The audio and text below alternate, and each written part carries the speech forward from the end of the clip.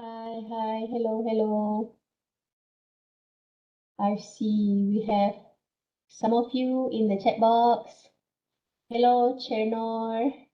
Hello, Abdurrahman. Hello, Joy Kenneth Biasong. Hello, Arnold. Hello, everyone. Welcome to the webinar. We will begin soon, yeah? We are still letting some of you in. Then some of our speakers is on their way.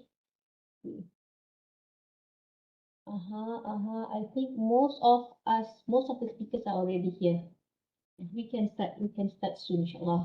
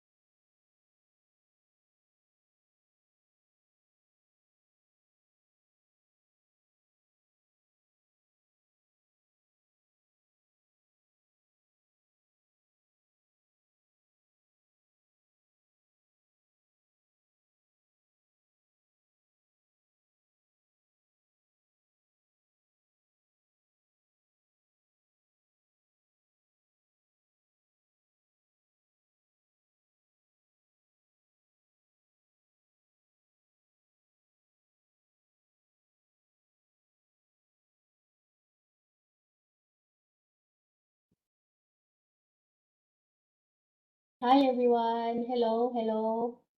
Okay, welcome to the webinar. We haven't started the webinar yet. Some of our speakers may need to test their videos or their settings, so please excuse us. We will begin shortly, starting at 2 or maybe 5 minutes, something like that. If there is our speaker who needs to try anything, maybe you can do so. Maybe you want to test your mic because all of you can hear me, right? Can I have a thumbs up from those with the camera open? Dr. Fernan, can you hear me? Okay, thank you, Dr. Fernan. Thank you, Ms. Abrahman. Thank you, thank you, thank you for the thumbs up. Okay, okay. So we are just waiting. I see that we have many of you coming in to the webinar. Thank you very much. We have Miss Priska from Sabah, Miss Monique. Miss Monique is actually one of our speakers, so sorry. From Philippines also, Leslie Guanzon. Okay, Elisa G Gumau. Assalamualaikum. Waalaikumsalam. Hello everyone. Hello. Okay. We are still setting up, so bear with us.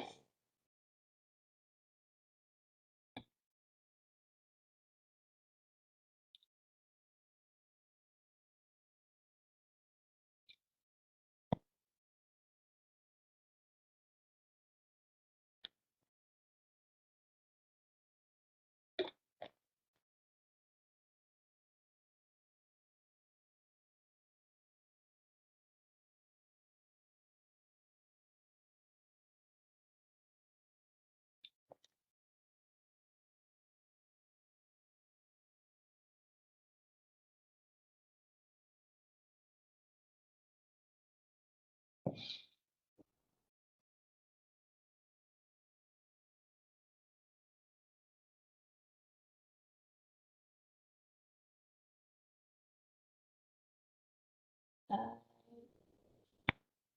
let me see.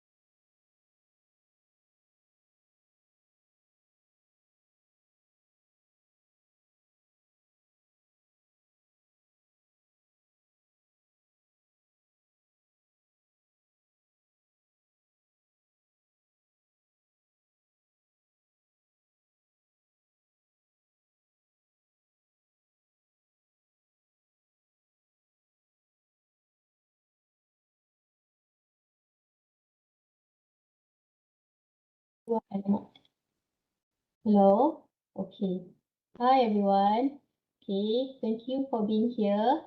I think almost all of our speakers are already in the webinar. Let me check, yeah.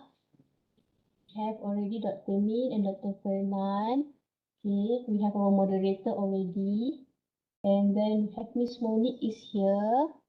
Dr. Ed is already here also. Okay, actually, right now we are waiting for one more speaker to join us. Otherwise, we are good to go. So, thank you for being here today. I see that there are many of you coming in from many places, from China, from Philippines, from Sabah. So, thank you again for being with us as we wait. Okay.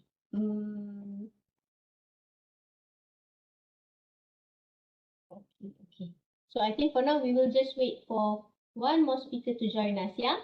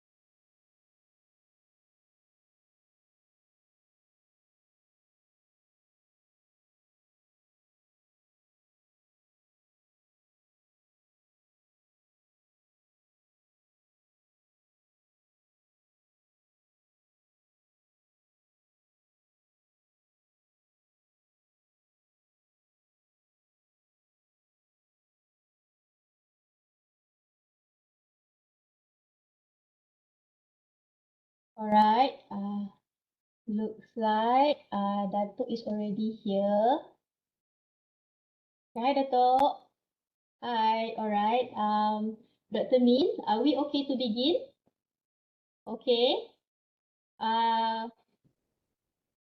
Dr. Min, I can't hear you, and Dr. Fernan. Oh, it's okay. We turn on the Okay. microphone now. All right. Can you hear us? Right. Yes, I can hear you. All right. Okay.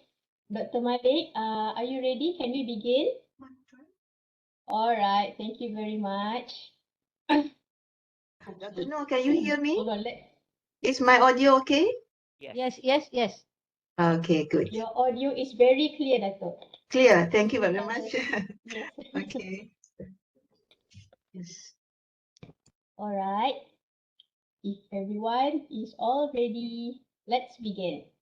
Ladies and gentlemen, welcome to our online meet today. We will begin our webinar now. As such, make yourself comfortable. Switch on your camera if you are okay with that. Have a quick sip of water or tea, just like I did. And here we go. Okay. Dr. Syed Yusof bin Syed Hussein, Acting Central Director of SEAMEO RECSAM. Dr. Malik bin Basuri, our moderator from Aminuddin Bamki Institute from Badak and Stack. Okay. Our esteemed panel of speakers, Dr. Fernan Pitupas, Visiting Fellow from Northern Iloilo University, Philippines. Professor Emeritus Dr. Aminah Ayub from Sultan Idris Education University or UPSI. Dr. N. Suryani, Faculty of Education, Monash University. Ms. Monique Parks, Monash Conceptual Play Lab. And our webinar coordinator, Dr. Noor Adzmin Binti Muhammad Sabri. Welcome to our webinar on STEM leadership, inspiring preschool leaders in the age of AI. My name is Tiana Muhammad and I will be your MC for today. Without further ado, I would like to invite our Acting Centre Director, Dr. Syed Yusof bin Syed Hussein, to give a welcoming remark. Please welcome everyone, Dr. Syed. Thank you. Tiana, Miss Tiana. Ya, Dr. Syed.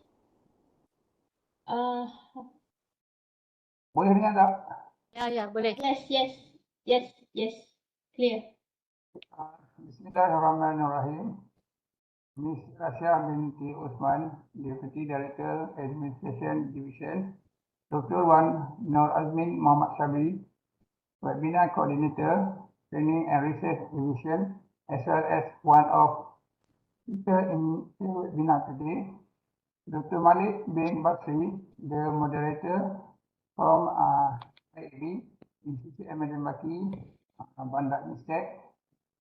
All the estimate panel speaker, Dr. Fernan Pitupas, visiting fellow from Northern Iloilo State University, Professor Emeritus Dr. Aminah Ayub, former Vice Chancellor of Sultan Idris Education University, UPSI, Malaysia.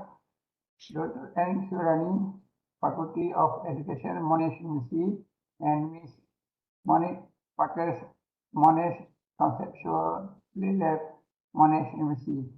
Assalamualaikum warahmatullahi wabarakatuh and very good morning. Waalaikumsalam. To all our estimate participants and distinguished speakers, I am pleasure to welcome all of you to this webinar on STEM leadership, inspire leaders of AI, hosted by RECSAM today, with our target participant in mind being science and mathematics teachers, preschool leaders and educators, curriculum specialists, educationists, as well as experts from Ministry of Education.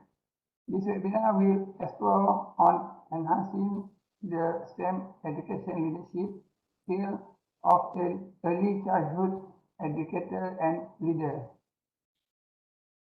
Today, we gather virtually to explore the crucial role of inspiring preschool leaders in the age of artificial intelligence or AI. Artificial intelligence or AI is not just a buzzword. It is transformative force that is reshaping the way to live, work, and learn. We navigate this landscape. The significance of STEM leadership is very diverse. Education cannot be overstated. Preschool leaders are the architects of a child's first educational experiences.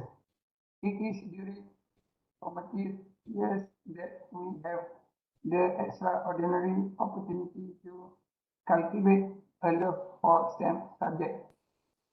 But what does it mean to live in the age of AI?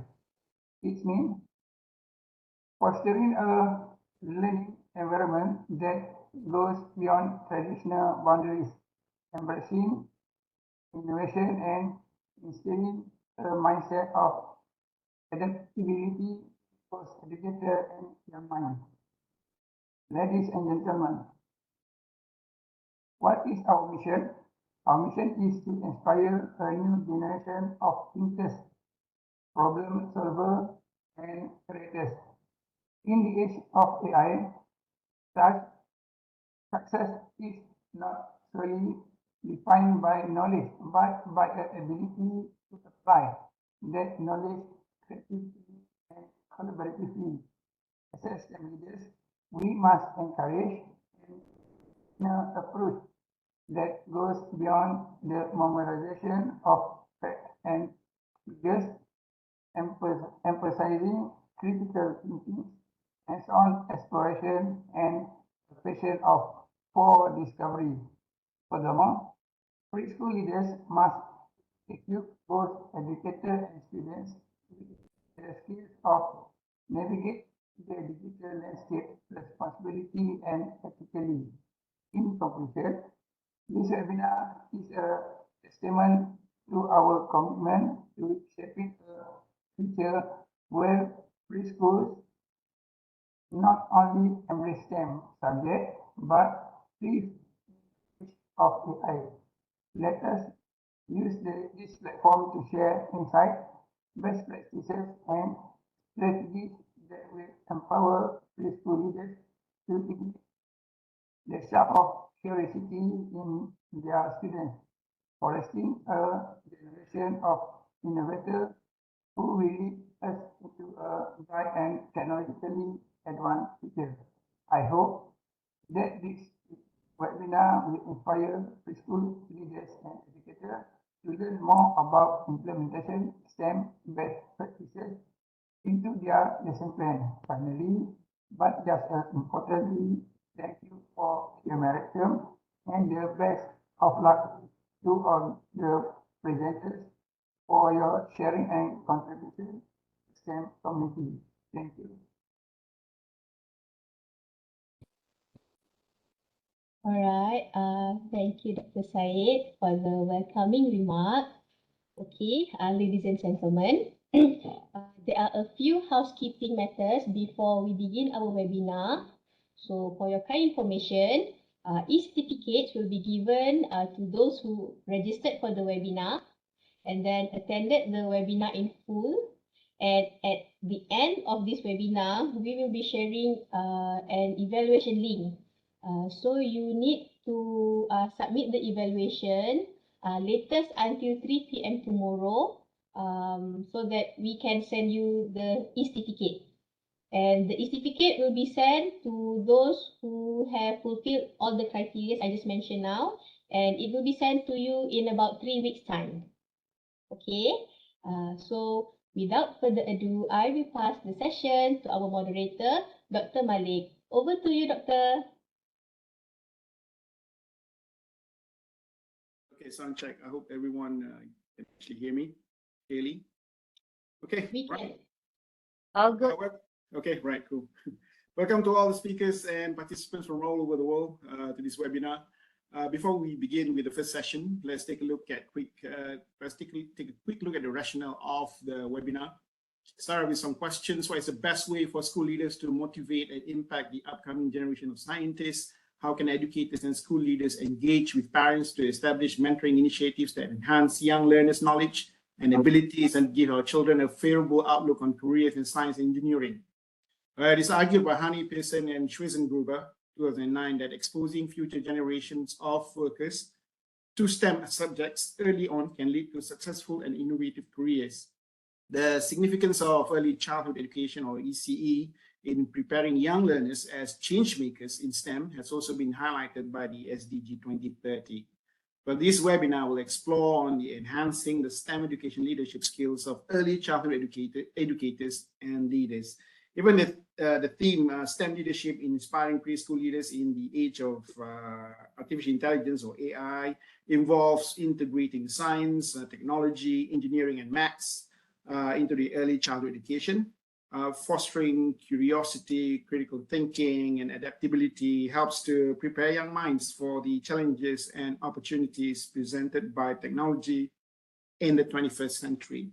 Ladies and gentlemen, session for today is entitled Developing Resilience to Strengthen STEM Education in Early Childhood Settings. There are two speakers in the first session. So the first, I would like to introduce the first speaker, right? Dr. Noor Adzmin Binti Muhammad Sabri. She has vast experience in mathematics education with expertise in inquiry-based mathematics education, computational thinking skills, mathematics education, STEM education, qualitative research, assessment in education, supervision in instructional leadership, and policy studies for educational leaders. She has 31 years of teaching experience in secondary school, teacher training institute, trainers in SEAMEO RECSAM. Formerly, Dr. Wan was the deputy director at SEAMEO RECSAM. She retired from the civil service in March 2023, and now she's still attached with SEAMEO RECSAM as an education specialist. Dr. Wan, over to you. Thank you, Dr. Malik. Next, yeah.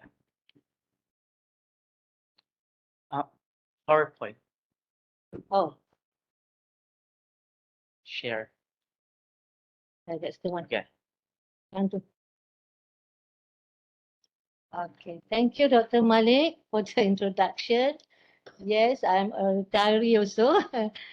Okay, so Assalamualaikum warahmatullahi wabarakatuh, and a very good day, everyone, to all our participants, all our presenters today. Thank you so much for joining us today. Okay, in this first slot, Dr. Fernan is beside me, a visiting fellow from the University of Northern Iloilo, State University Ahoy campus, Yeah. all right, from the Philippines.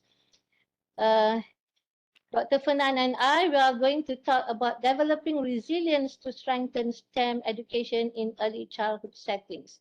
But before that, before we discuss further on this topic, let me explain to you a little bit about SEAMEO, right? So maybe some of you out there, you don't know what RECSAM is. Okay. Yes. Okay. Okay, this is a little bit about RECSAM. So RECSAM is actually a training institution for mathematics and science educators in Southeast Asia region and beyond. When I said beyond, because we have already trained participants from African, from Pakistan, from Bhutan before this. We also organize STEM activities for kindergarten. We recently did that last year. Primary and also secondary students, and also we did our training for the higher education students also. Okay, and we also organize conferences.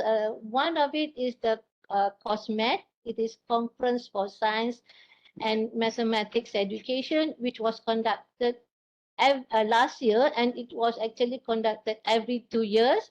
And for this year, we are going to have also SSYS Congress. This is it's like a STEM activities also. SSYS is the Search for SEAMEO Young Scientists. SEASO, we did last year. SEASO is Southeast Asia Science Olympiad. IC is the international exhibition where we conducted this one in 2022, and we had about 300 participants or exhibitors during that year. We also have digital storytelling competition or contest, which we conducted it every year. And we are going to have it this year also, and many more STEM activities actually. So how RECSAM can support the STEM activities? Actually, I want to share with all of you that in RECSAM, we have makerspace. Yes. Okay. So this makerspace is actually based on the IBL framework, inquiry-based learning framework. We also have the Space Science and Technology Education Hub. And we also established partnership with various STEM agencies locally and internationally. So I think that's a little bit about RECSAM. So now we start our first slot on the topic of developing resilience to strengthen STEM education in early childhood setting. Okay, so our focus is actually for the preschool and also preschool leaders and also the preschool educators. But before we go further, I would like to ask Dr. Fernand first. Dr. Fernand, could you please explain to me what early childhood is all about? What is it actually? All right. So before I answer that question, allow me first to say thank you. Good afternoon, speakers and participants, and also to Dr. Min. Thank you for giving me the opportunity to share my experience as a science teacher and researcher in Japan and the Philippines. Well, actually, when we talk about early childhood education, it's about starting to learn from a very young age. As a matter of fact, from birth to age 8. But as education system, this starts from nursery or preschool, kindergarten, grade 1 and 2. It aims to provide children with strategy that help them develop emotional, social, cognitive skills needed to become a lifelong learners. Okay, so I think we understand now the early childhood is actually include the nursery, the kindergarten, and also our children from year 1 and year 2, not including the year 3, the Yes. 9 years old, right? Yes. Okay, so if in Malaysia we have the year 1 and year 2, in other countries I think they have the K1 and K2 students. Yes. Okay, so now why actually we are why do we need STEM actually for our preschool? Okay, so the rationale is, this is my opinion, okay, STEM education should start from the early age. Yes. Right. Yeah.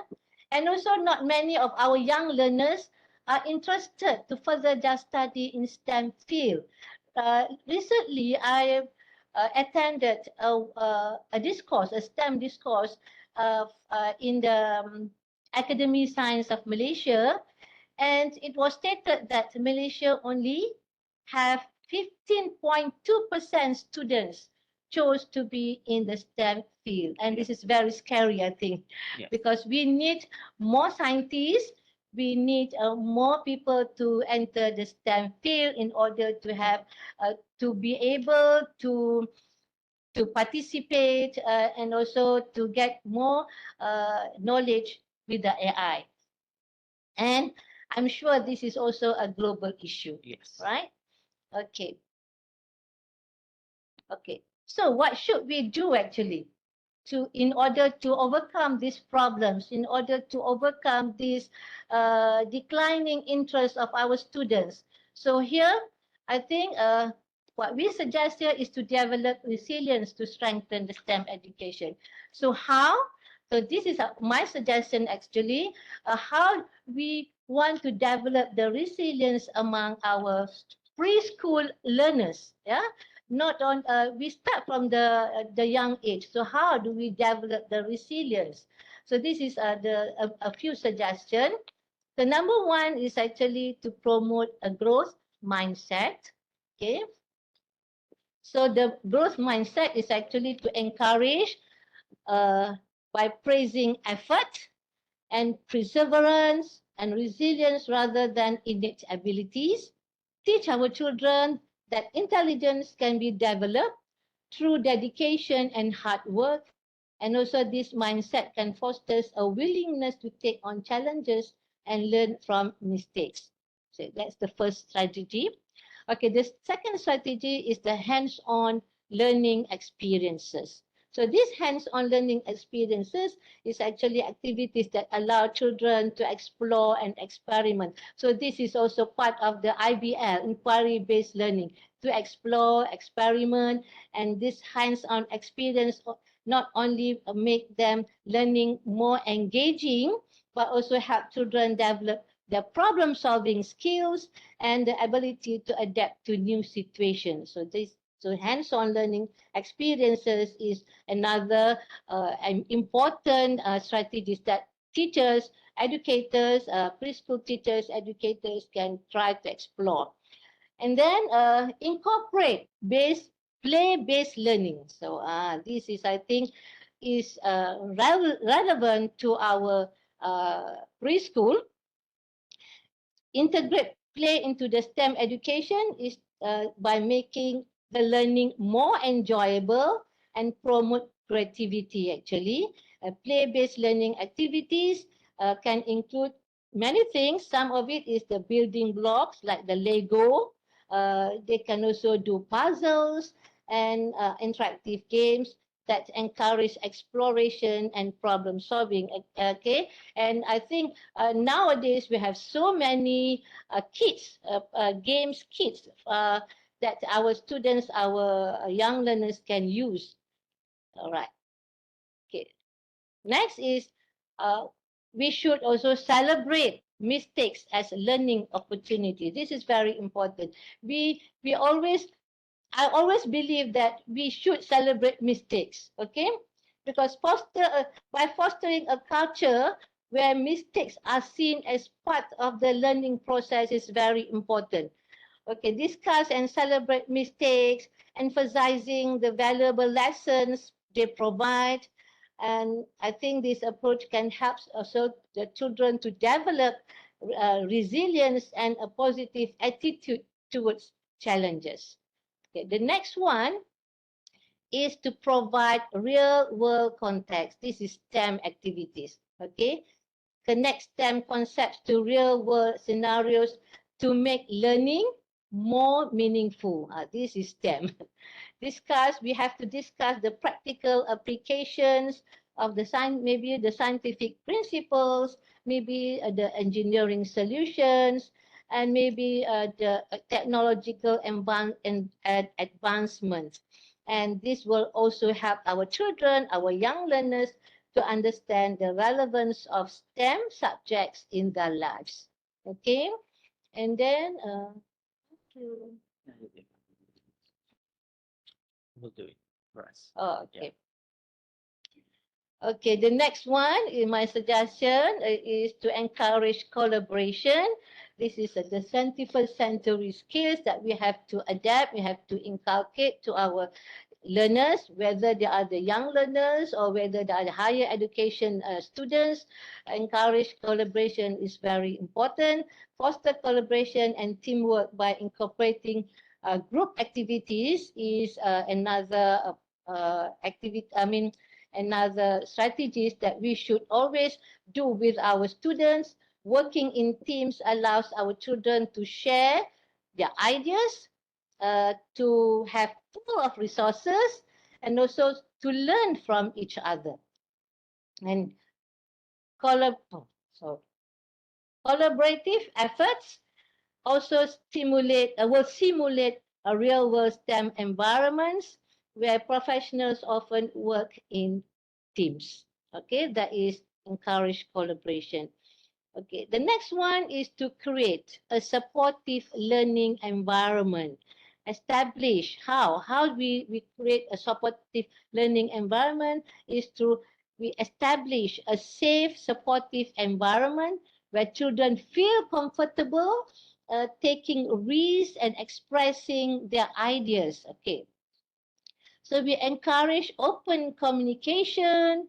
We provide constructive feedback that helps children build resilience and confidence. I think from now on, our Malaysian teachers, especially, we need to always provide constructive feedback to our students.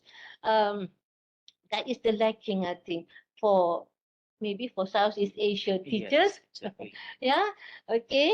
And then I also would like to suggest to integrate STEM across subjects. This is another important strategies that teachers should do to integrate the STEM concepts into various subjects. Integrate maths with geography. You integrate maths with arts, science with arts, and so on. Creating a cross-disciplinary approach to learning, right? This approach demonstrates the interconnectedness of STEM disciplines and helps children see the relevance of STEM in different contexts. Okay, so that is my suggestion actually on how we can develop develop resilience among our young learners. So I think for how to elaborate that, I will pass to Dr. Fanan, because Dr. Fanan here, he has a very good, a long experience in Japan and also in Philippines, uh, even with the kindergarten Yes. students, right? Okay, now I pass to you, Dr. Fanan. Dr. Malik will introduce me first. Oh, yeah. Okay. So sorry, Dr. Malik, you are going to introduce Dr. Fanan, right? Okay, sorry. Okay, right. Thank you, Dr. Wan. All right, so going to the second speaker in the first session. Let me introduce to you Dr. Fanan P. Tupas. Dr. Tupas is a recipient of International Research Fellow of Japan Society for the promotion of science in April 2019. Until March 2021, a postdoctoral fellowship for research in Japan at the Laboratory of Biotech and Bioengineering, Hokkaido University. He finished his Doctor of Philosophy in Science Education, major in Biology at West Visayas State University as Department of Science and Technology, Science Education Institute, Accelerated Science and Technology Human Resource Development Program. Dr. Tupas specialized in science pedagogy, informal science, environment, biodiversity, and product development. Currently, Dr. Tupas is a professor at Northern Iloilo State University in the Philippines, and now he is attached with SEAMEO RECSAM as a visiting fellow for 6 months. Over to you, Doctor. Okay, thank you so much, Dr. Malik. All right, just to confirm the discussion of Dr. Min, we engaged in a study entitled Effective Approaches for STEM Integration in Japan, Early Childhood Education in Japan, Malaysia, and the Philippines, now and beyond. My discussion will be focused on Japan and the Philippines. So, but before that, allow me first to discuss with you about education system in Japan. Grade levels in Japan starts from kindergarten, not compulsory, 6 years in elementary, 3 years in junior high schools, and 2 years in senior high school. While in the Philippines, it begins with kindergarten, mandatory, and 6 years in elementary, 4 years in junior high school, and 2 years in senior high school.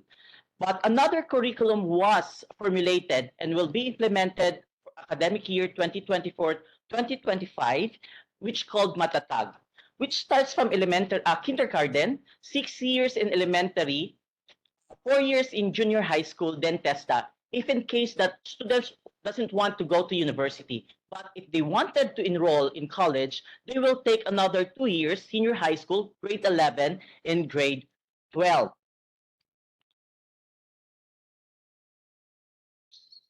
Sorry. I think we have to stop sharing. Stop sharing. She shared first, Mike.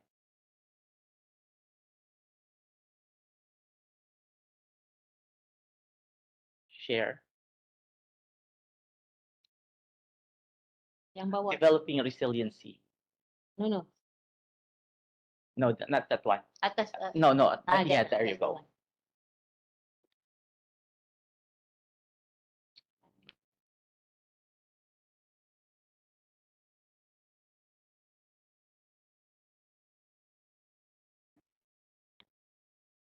All right. In Japan, the medium of instruction is Japanese, and in the Philippines, it's English and Filipino, and some other subjects are taught in dialect. The number of days in Japan is between 196 to 205, and in the Philippines, it's between 200 to 210. The number of students in Japan, classroom is between 35 to 40, and in the Philippines, 45 to more. The lack of classrooms and number of teachers is one of the main reasons why some areas are overcrowded. The curriculum in Japan is found in curriculum study, while curriculum guide in the Philippines. Not moving. All right, okay. The science curriculum in Japan and the Philippines is science. But in the Philippines, they use a spiral approach, a combination of 4 major areas: earth science, biology, chemistry, and physics. And as the students go to higher grade level, it becomes more complex. In Japan has no specific lesson plan. In the Philippines, DepEd has a ready-made lesson called Teacher's Guide. Both countries utilize localization and contextualization concept. Japanese science teacher work as a team, but Filipino work independently. In both countries, they use textbooks, laboratory activities, activity sheets, and many more. The table compares Japanese and Filipino time allotment and number of days per week. Okay. All right. Okay. Pupils in Japan started in grade 3 to learn science, but science concepts were already integrated into kindergarten, like physical and mental health in relation to environment. In grade 2, science is interlinked to social studies called environment studies. In the Philippines, science is already found in health and nutrition. It is important to train children about well-being at an early age. In Japan, science and mathematics are already integrated, especially in schools or laboratory of institution offering education courses. Play with diagrams, numbers, foster kids' interest in science. Origami is a very good educational activities that children can enjoy with their parents, or even elementary origami folding techniques include mathematical elements such as diagrams and numbers. This is a study in Japan. While in the Philippines, before the implementation of K-12 basic education curriculum in 2012, science in kindergarten is under sensory perpetual, and it's believed to develop good foundation of learning in science in the future. All right. STEM. STEM is a trend. Worldwide, experts and educational specialists innovate on how to link STEM in various subjects due to its effect to learners. Science is complete with mathematics. Science in mathematics influences technology and engineering. Science and mathematics are required for creativity, innovations, and critical analysis to transpire. Okay. STEM is an approach to learning and development that integrates science, technology, engineering, mathematics. Through STEM, students develop vital skills, including problem solving, creativity, and critical analysis. School is a vital part of community. One study in Japan showed that children develop essential human attributes from school. Young minds also experience a solid neutral connection with others in school. Exposure to positive environment nurture intellectual, physical, emotional, and social development, significantly leading to life success. In Japan, the nursery is under the Ministry of Welfare, not compulsory, but kindergarten is under the Ministry of Education, Culture, Sports, Science, and and technology, not mandatory. In the Philippines, nursery is under the Department of Social Works and Development, not compulsory, and kindergarten is under the Department of Education, which is prerequisite to entering grade 1. So, Dr. Yes, Kunan, ma'am. is there any curriculum, the curriculum standard for STEM in Japan and Philippines? Actually, there's no standard curriculum on how to integrate STEM. But however, long before, right after World War II, Japan is already using STEM in their curriculum of unaware. In the Philippines, we are really striving hard on how to include STEM in early childhood education. Okay. I think that's more or less the same as Yes, we did in exactly. Same Malaysia. with Malaysia. So let's move on. All right. Child development is a natural robust process, and many children will become competent citizens without further support. This robustness is mainly explained by the genetic nature of human development, according to Sakakihara 2023.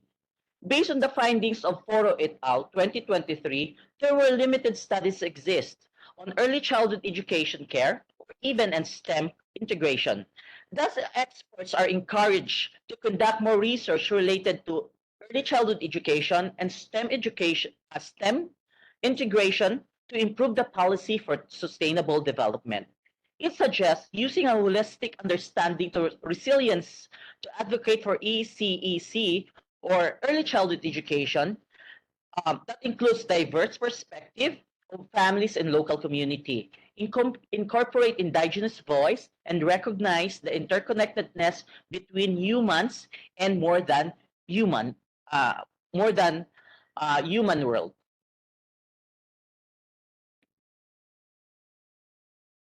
All right. So what is resilient learners? Let's first discuss resilient learners. They can adapt to various tasks in the environment, taking advantage of opportunities to reach their potential. Such learners have the capacity and agency to identify and capitalize on the system opportunities and create their own. They can also move between learning tasks and environment, engaging proactively in efforts to enhance them. All resilient learners can eventually reach their potential, regardless of background, interests, or needs, according to OECD 2024. The illustration on the slide show 4 characteristics of resilient learners. First, very young children can express their views. They can learn who can stand on their own and communicate their views and opinions. Second, having a positive stress tolerance means staying calm without being carried away by feelings of hopelessness and helplessness.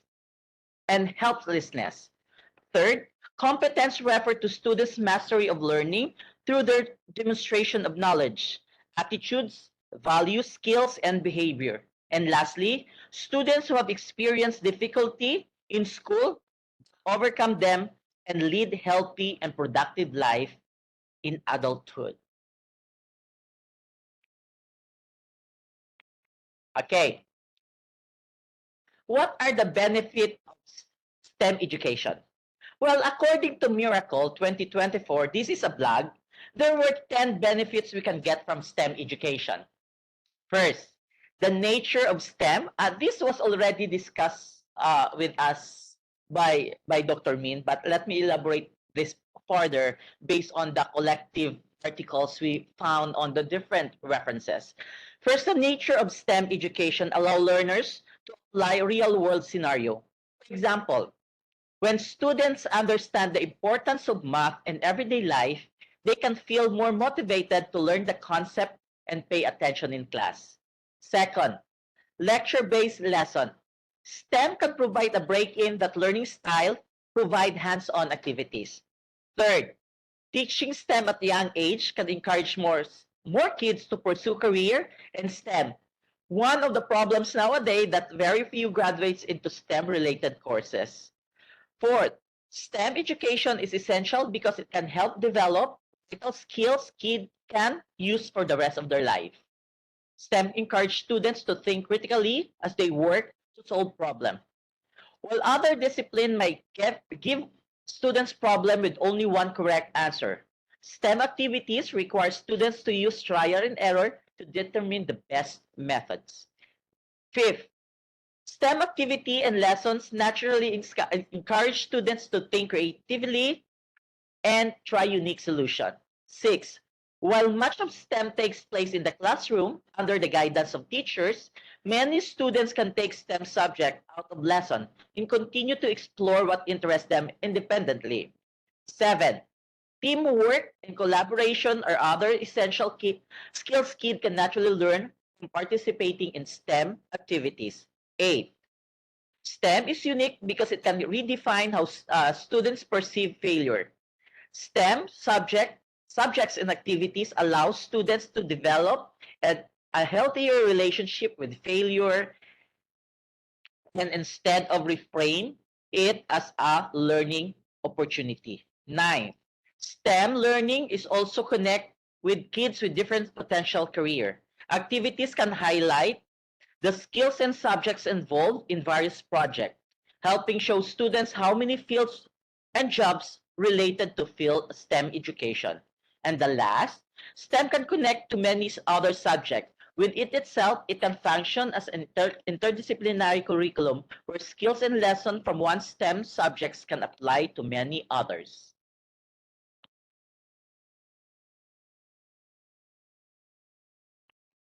All right. However, many teachers find STEM integration difficult. Up by several articles, the researcher confirmed with the Miracle 2024 the obstacle in STEM integration in Japan and the Philippines. First, program consistency. There is an early childhood education curriculum or course in college, but integrating STEM has yet to have a curriculum. Second, teacher qualification. Very few graduates of early childhood education. As I collected documents from the Philippines, most of the teachers in early education are all generalists. And there are no teachers very interested in STEM integration. Third, national and state standard.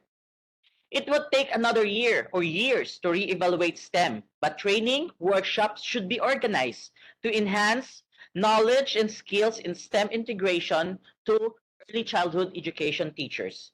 And lastly, fundings and infrastructure. Reallocate specific budgets to build infrastructure, teaching materials, in educational enhancement for teachers. Okay. As defined by many experts, there are 3 ways to get started with STEM.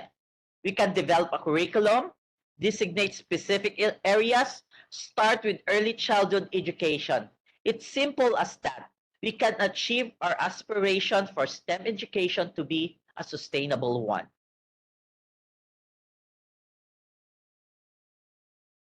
Right.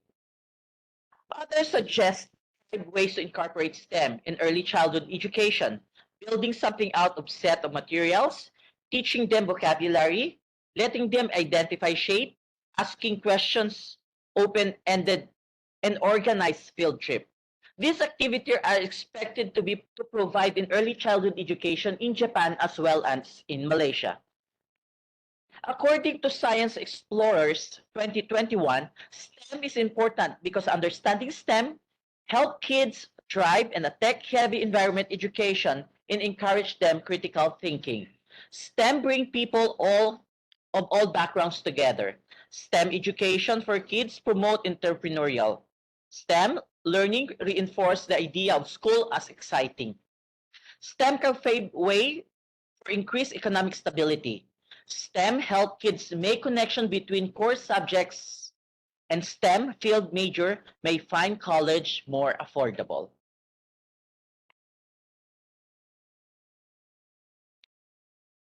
Okay.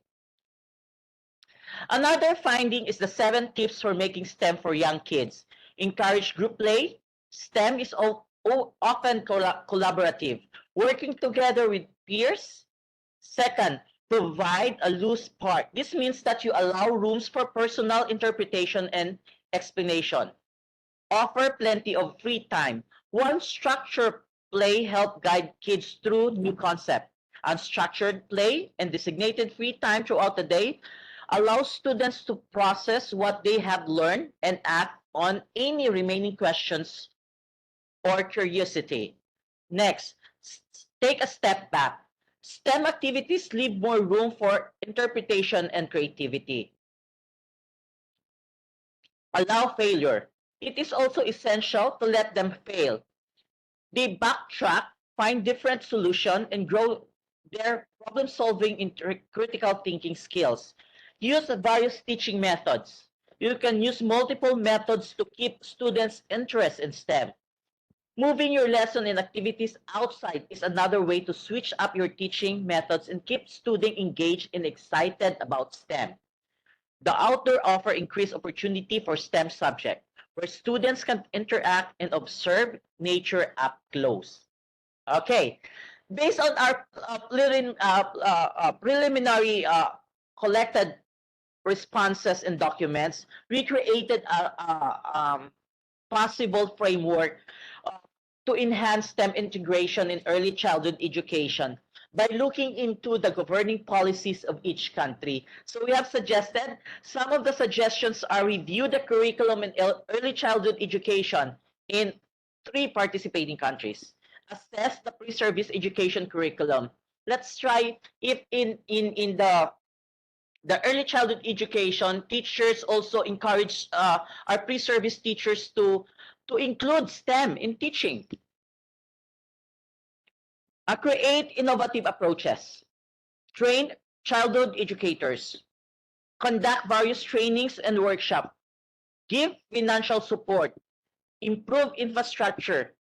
Give scholarship programs that focus on developing early childhood education as well as STEM integration. And lastly, provide incentives to our early childhood education teachers. And that's all. Thank you very much, everyone, for listening. Yeah, okay. Let me conclude our session, our first slot today. I think I believe that we believe actually fostering resilience in the education childhood, for the STEM education can build a foundation for a lifelong learning. It can also encourage problem-solving skills for future success in STEM. Yes. So exactly. we hope that our suggestions, the framework that already put by Dr. Fernan can be benefits to all the teachers, to all the educators out there. All Thank right. you so much. Over to you, Dr. Malik. Thank you, everyone. Thank you, Dr. Wan, Noor, Adzmin, and Dr. Fernan Bitupas in first session. Okay, basically there are 2 points. There are 2 big points. Basically, the importance of develop early interest in children in STEM, and how we could actually develop resilience in STEM to make it more robust in terms of obstacles that are always present. Thank you so much. Okay, ladies and gentlemen, let's move on to the second session. Oh, before that, let me remind everyone, for the participants online especially, that questions will be entertained after we have finished with all the 3 sessions. We look at the questions and the speakers will respond to the questions right after that. Okay. For the second session, the speaker will be Professor Emeritus Dr. Aminah Ayub. Let's get to know the speaker a bit deeper. Professor Emeritus Dr. Aminah is the former Vice Chancellor of Sultan Idris Education University, or locally known as UPSI. She holds a Master Science Education from University of Iowa, USA, and a PhD from Keele University, UK, specializing in science education and cognitive development. In 2006, she served as a team leader in the development of Malaysia's ECEC national curriculum, known as the Permata curriculum, along with the training modules. In 2015, she received a research grant from the government to integrate STEM projects into the permata curriculum.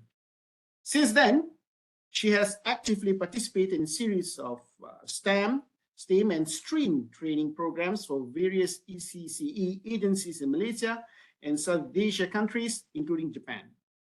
Dr. Amina has served as a board member of Child Research Network Asia, based in Japan from 2016 to the present. The session is entitled the Uplifting STEM Leadership to Foster Interest Among the Young Learners. Over to you, Dato.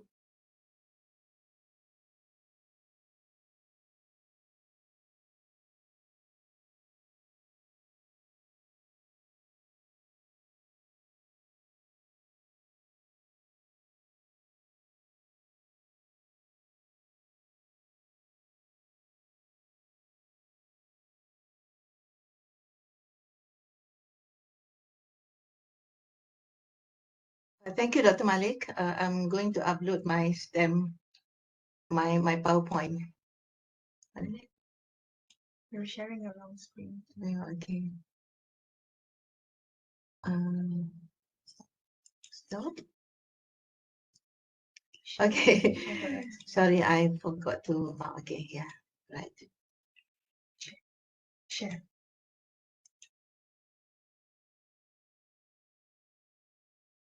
Try.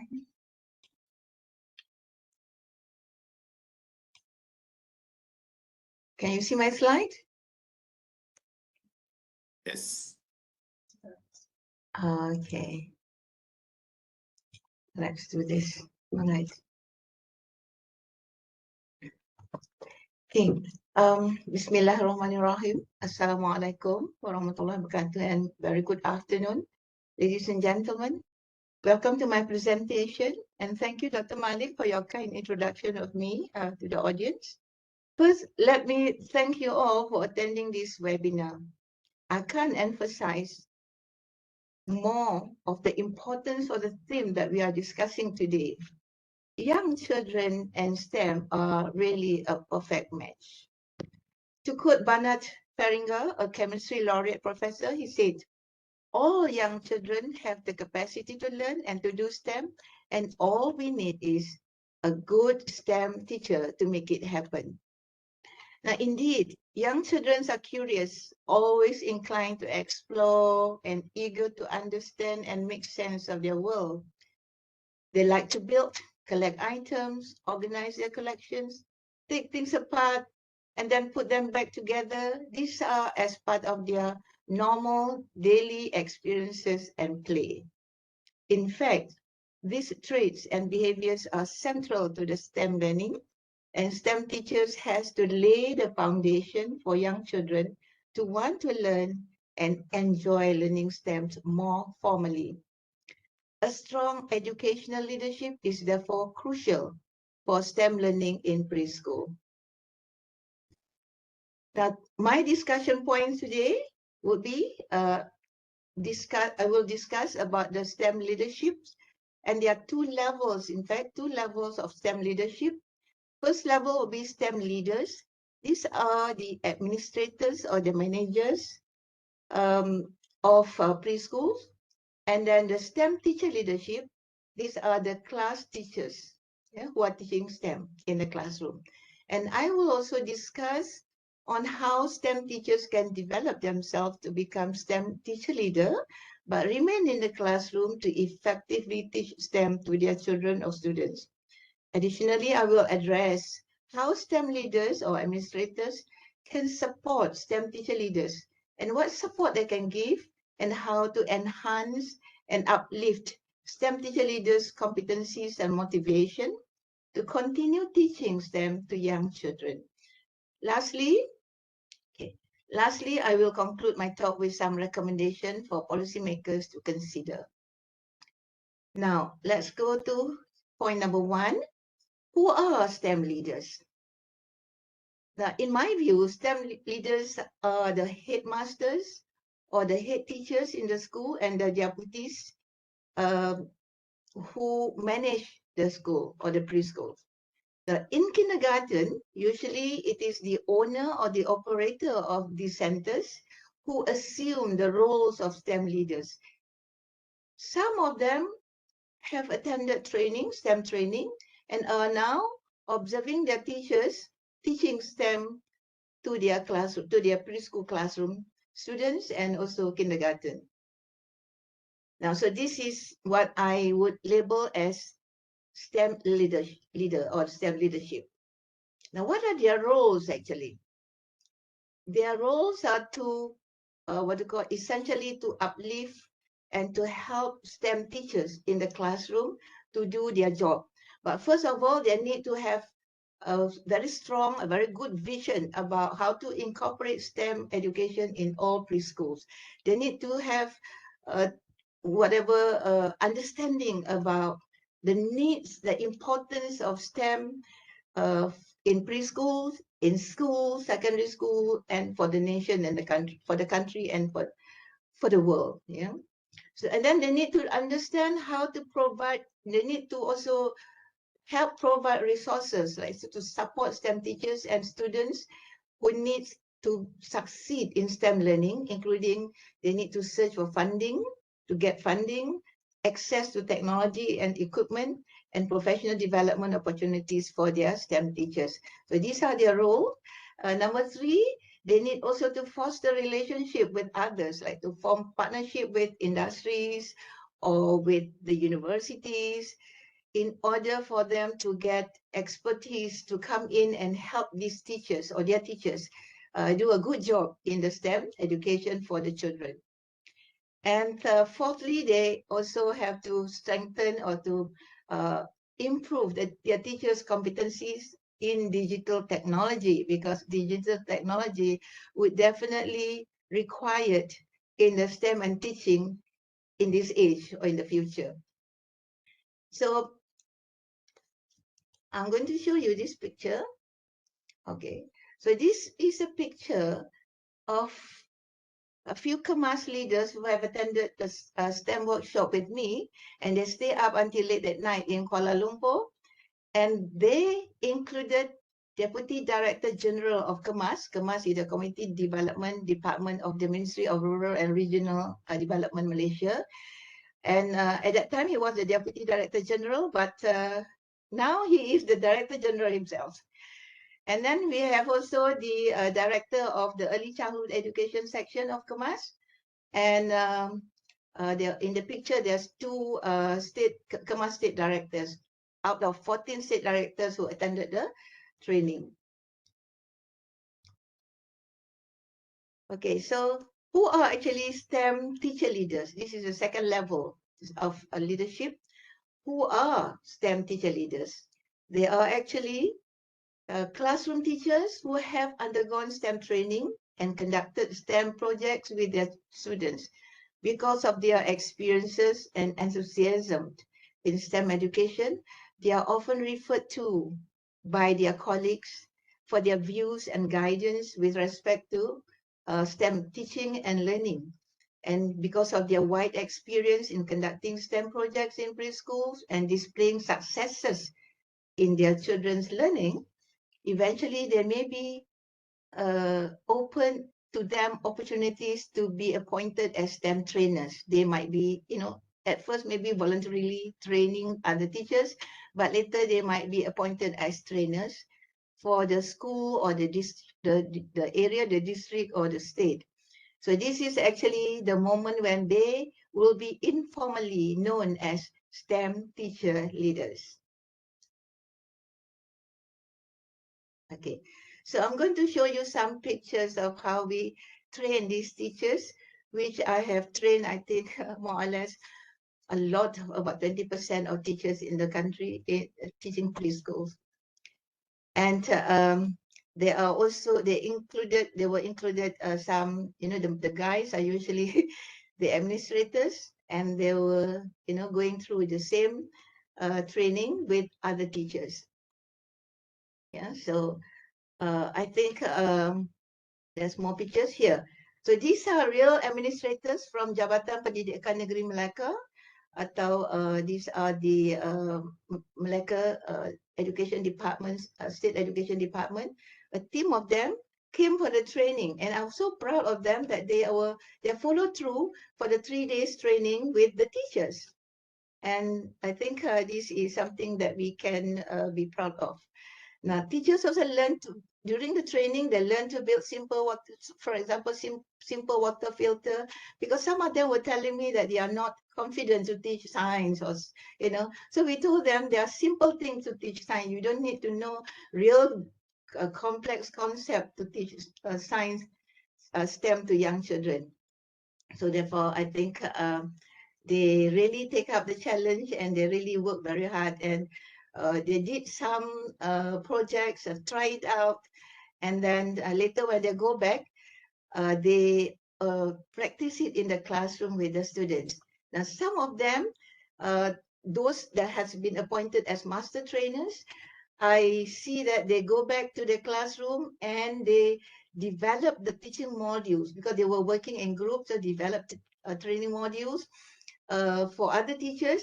And I was looking at it to refine it, and I find that they are very interesting and very good.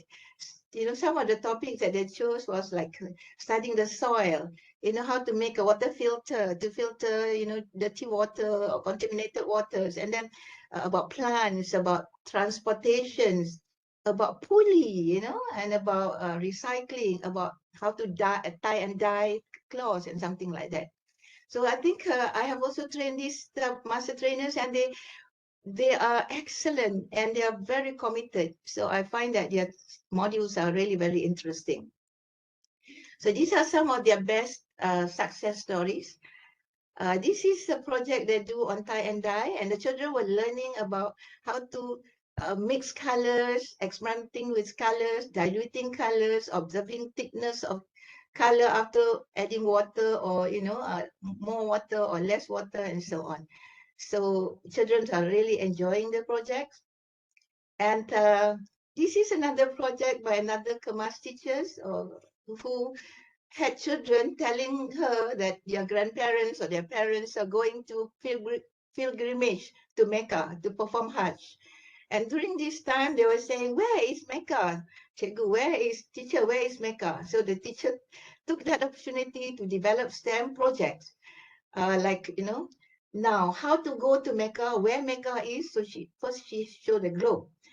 Then later, I think she, you know, from there, they were trying to look at where Malaysia is and where Mecca is and what transport they need to take to go to Mecca.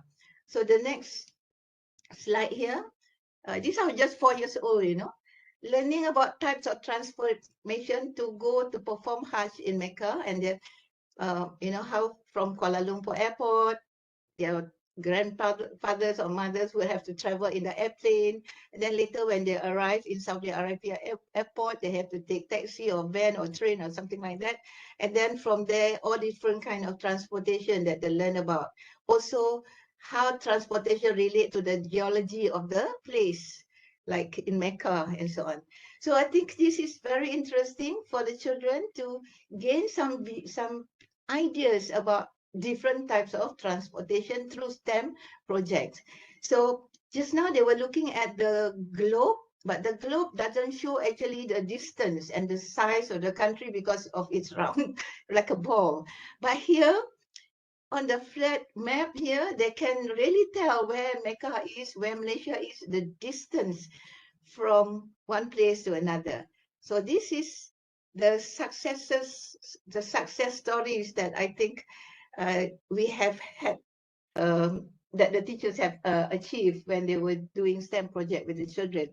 And this again about plants, and so the children were taken by the teacher to go and, you know, go to the garden, the school garden, and they found garden snails, and they caught them and brought back to the classroom.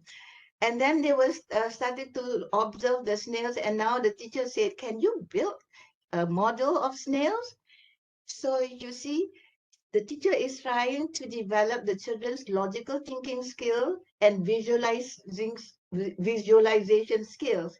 And from there, this is actually, you know, the way engineers look at things, how to visualize space and things, objects in three-dimensional forms. So I think this is really very good. So now we come back to the leadership that we're talking about. What are the role of STEM teacher leaders in the classroom?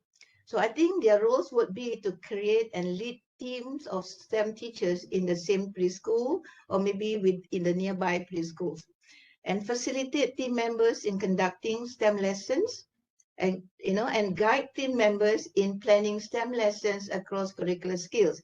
Remember, they are not actually appointed or formal leaders, but they are just school made them leaders, you see. So they act as mentor to those teachers who needed guidance and lesson planning, about lesson plannings and about how to document children's performances and achievement. And they also help to collaborate with other STEM teachers in other areas, other districts and other states. Yeah. And these STEM teacher leaders also help teachers to convey to parents and the community the importance of STEM learning, because most parents would demand the preschool to really focus on reading because they want the children to be able to read and write. But I told them that it is through STEM project they can learn to read and write. It's not that you cannot be teaching reading and writing separately. And because of that, we have to convince the parents that STEM education, can cover all the skills needed, especially literacy skills. And they also help to organize field works for the teachers, help document children's achievement, and also help to communicate with STEM experts like what they themselves did, and to seek for advice or views or ideas for STEM projects, on how to apply, and also on how to apply generative AI into their STEM learning, or artificial intelligence into their STEM learning. So now how can STEM leaders, we have two levels of leaders now, how can STEM leaders or the administrators support STEM teacher leaders? So I think the best thing is to the STEM leaders need to decentralize power and authority and allow STEM teacher leaders to be involved in school-based decision-making in relation to STEM teaching and learning, and be open to new ideas on how to promote effective STEM instruction in young learners, like, just things that is happening every day, and that is the focus or the theme for them to study and solve problems, and allow STEM teacher leaders to rejig the curriculum and reschedule their teaching time and reduce their unrelated or irrelevant administrative tasks. I think that is most important things that they should do, and get community or industry expert to provide advisory support to STEM teacher leaders. And lastly, provide necessary resources, equipment, and also funding. Yeah. So let me now share with you briefly my experience working with STEM leadership, the KEMAS leadership, who I trained in 2016. I conducted a one-day workshop for the top management of KEMAS on STEM education in preschool. Yes, KEMAS stands for Jabatan for local department education, local department, yeah. Local Development Department. A month later, after the training, a month later, I was invited to a meeting where they presented the ideas on fully adopting STEM education into all their preschools and kindergartens. They set a vision to focus on STEAM education, incorporating religious values and arts. And they decided to provide resources, including funding and professional development for teachers and educators, to equip all their preschool with basic equipment for STEAM teaching and learning. They also established partnership with experts from industries and universities in synergy with all the themes that each state has chosen. So in this case, they have transformed, they have done a 360-degree transformation to adopt STEAM education into all their preschools. And let me show you next. Okay, so here, remember earlier on I told you the Melaka Jabatan Pendidikan officers attended the training, and they were the first one to take up this initiative.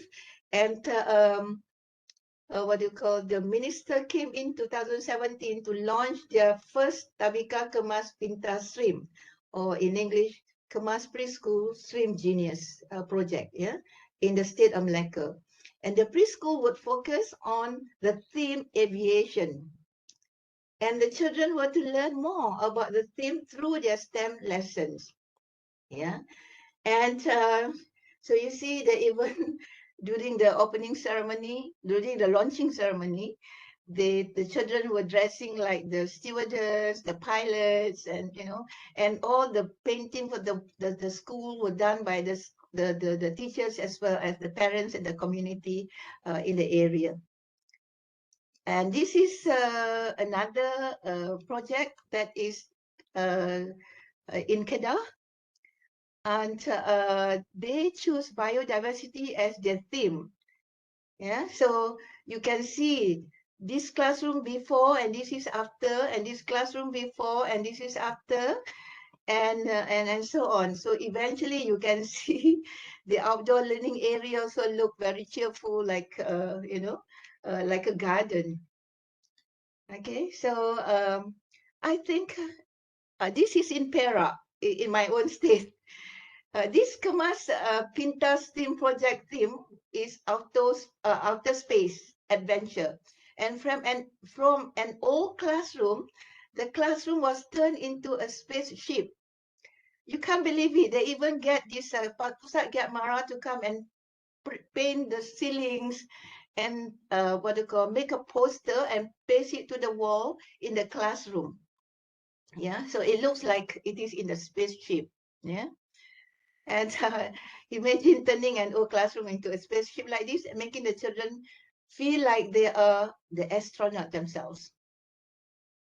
Okay, so to me, I think not many top administrators and managers are willing to spend their time to attend STEM training and meetings and become STEM leaders. I can really see their commitment, passions, and vision and inspiration to make this Kemas Pintar Stream project successful in all their preschools.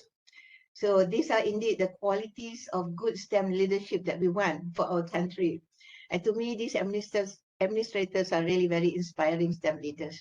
And they give empowerment and allow STEM teachers and STEM teacher leaders to use their creativity in implementing STEM education in their own preschools.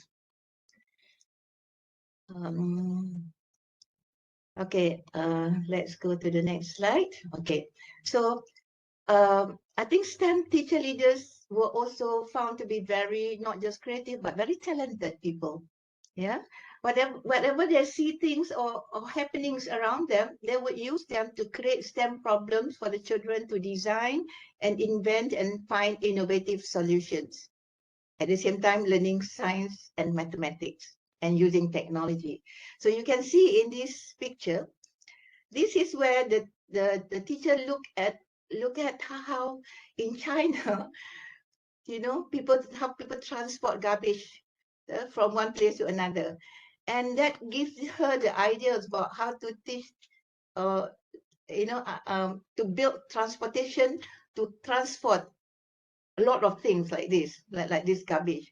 So they did, of course, under that topic, transportation, different modes of transportation in the preschool curriculum. So they use this as, a project for their children. So the children draw and then later build the trucks and the lorries and the transports. Now, in another preschools where most of the children were from low housing areas, in the low low cost flat, on the ground floor, Kemas have got a preschool center down there. And to go up and down, they need to use a lift, but the lift is always out of order. Don't come out of order. And because of that, the children were asking the teacher why the lift, how does the lift work? Why it is always out of order? And taking that idea, the teacher discussed with me, of course. So we told her that, I told her that, how the lifts work. To use the pulley. That's why she came up with the module called pulley. To use the pulley is used to lift the weight, like in the crane, the crane can lift heavy what they call cement blocks up to the top stories of buildings and something like that. And also how to raise the flagpole. On top of the flagpole there's pulley, and also how to raise the blind to pull up blinds and to pull down blinds. It's all using pulley. So she bought some pulleys from the DIY shops, and then she asked the foreman in the flat to put the pulley above there, and then she started teaching the children how the pulley works, without having to learn about physics of the mechanism and the technique, or the all the technical aspect of it. So it is just simple project, and they are very creative. So I think I'm so proud of them, and I think these are some success stories that I can share with you all. So let me now summarize the topic of my discussion today, on how to uplift or to inspire and to motivate STEM teacher leaders to foster interest in STEM learning among young children. Now, several ways we can do that, of course. Yeah. First, STEM leaders, the administrators, need to give acknowledgement, rewards or awards, and recognition to the best effort STEM teachers has made, like that. And appoint them as master trainers, so that motivate them or raise them above other teachers, and allow them to attend more CPD courses related to STEM education, or provide more supports and resources to help them further improve their STEM instruction in their own classroom or in other teachers' classroom. Now, encourage their participations in seminars, conferences, forums, and webinars like this, and send them to represent the school to state or national STEM meetings, so they can get to know others and others can get to know them, and celebrate their successes by hyping up through announcements in school assemblies, in meetings with parents or local communities, or with the meeting with the top administrators, or put up posters or announce their stories on Facebook or Instagram or the school websites, And I think the best thing is to document their best practices into books or ebooks or whole exhibitions, so that others can come and see and share their successes. Yeah. And perhaps also the entire nation can, have the opportunity to learn from them. So now I think this is the topic, my topic, and I hope that I've done, more or less summarize what I've presented to you. Now I'm going to give some recommendation to the policymakers on how they can improve the leadership as well as the teaching and learning of STEM education in preschools and in kindergartens. Yeah. First, I think they need to decentralize the hierarchical system or nature of our education system, to give more rooms for STEM teachers and leaders to make decisions relevant to their environment and culture. And policymakers need to ensure all preschool administrators at all levels receive training on STEM education. And policymakers need to ensure every preschool has at least one trained STEM teacher leader. And STEM education need to be included and specified clearly in preschool curriculum. As it is now, it is not. Allow STEM teacher leaders and preschool administrators to adapt their curriculum to suit the diverse needs and abilities of their learners. And I think policymakers also should give STEM teacher leaders opportunity to lead without having to leave classroom, so they can mentor each other. It is better if they can be given a small amount of monetary allowances for their efforts. And I think lastly, policymakers need to ensure free and in-service professional development programs incorporates STEM education and also digital technology or digital literacy. Yeah, so I'm coming to the end of my slides. In a nutshell, this talk has elaborated the following points. That STEM leadership in preschool is about setting the purpose to help young children develop their interest towards STEM learning. And in the process, children will be able to learn to solve problems, develop scientific and mathematical skills, as well as the 21st century skills and values needed for them to be successful STEM learners in the future. And setting these purposes actually requires excellent curriculum and pedagogical leadership. Hence, there is a need to promote and uplift more classroom teachers to become STEM teacher leaders. And this cannot be done without the understanding and support of STEM leaders and administrators, as well as the policy makers. So I end my presentation now, and I say thank you very much for listening. Thank you. Thank you very much, Dato. I think the first thing that comes to mind when it comes to your presentation just now is the young children and STEM, they are perfect match. So basically, naturally, we're talking about children who are basically, you know, they like to explore, and they're curious about about the world around them, and they like to demolish and build. This is where STEM can actually come in and help them to actually grow. But very importantly, more than that, the leadership needs to be uplifted through the recommendations they give. Okay, Dato, there is one request, I think, from Brunei saying that, asking you whether or not they can actually get their hands on the module that you talked about, whether online or they can purchase. The module doesn't belong to me. The module belongs to Kemas, you know, to the teachers. So I can't. You have to request from Kemas. It's not me, because the teachers develop it and I just refine it, you know, help them to refine the modules. And maybe they can contact Kemas headquarters. Okay, Dato. Thank you. Right, and there's one question, if you don't mind. Sure. The question goes, how do we motivate STEM leaders to become creative and innovative in STEM?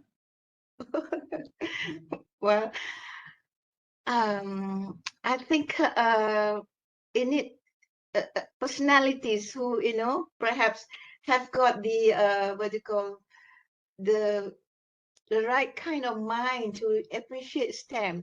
You don't need to have good knowledge of science or mathematics or engineering, but you just need to feel that this is the thing that we need to, you know, to do in our school today, to encourage children, especially in the young age, to want to learn STEM and to want to learn STEM, or to later on be interested to want to continue learning STEM in the higher education institution, as well as later to pursue STEM careers. Yeah, but this interest need to be developed when they're young. And actually, how to motivate the leaders? I think well, we need to prove to the leaders that, you know, the goodness, the benefit, the importance of STEM education, because STEM integrates all different subjects. You look around, you can see mathematics everywhere. You look around, you can see science everywhere. You look around, you can see arts everywhere, and you can see all the values or the humanities, you know, like the STEM teachers, you know, who the children found the snails and observe how snails, you know, move and what they eat, and then later on they You know, they look at it. So these are just natural happenings. So therefore, I think they need to go for STEM training. Thank you. Okay, all right. Thank That you. concludes that. Thank you so much, Professor Emeritus, Dr. Aminah Ayub. Thank you for your time. Okay, ladies and gentlemen, we are moving on to the third session.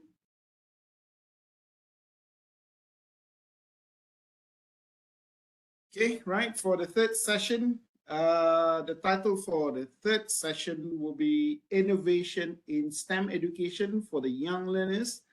There'll be two speakers for the third session. The first one is Dr. Anne Suryani and Monique Parks. Let's take a look at, let's know them a bit deeper. Dr. Anne Suryani is a senior research fellow in the Faculty of Education, Monash University. She holds a PhD in educational psychology with Murray Holman Medal for the best doctoral thesis in education, and has working in a range of educational research in the Asia Pacific region. She has received a number of awards throughout her academic journey, including the Australia Indonesia Institute Studies and Cultural Leadership Award from the Australian Department of Foreign Affairs and Trade in 2022. Anne's research interests include teacher motivation, teacher education, teacher professional development, and educational policy. With her is Ms. Monique Parks. Ms. Monique Parks, early childhood education PhD researcher, Monash Conceptual Play Lab, strong advocate of anti-bias curriculum, imagination, creativity, sustainability, cultural historical theory, and play pedagogy, fostering STEM learning through intentionality in play-based curriculums dedicated to the provision of accessible, high-quality early childhood education and care opportunities for all children. To you, Dr. N.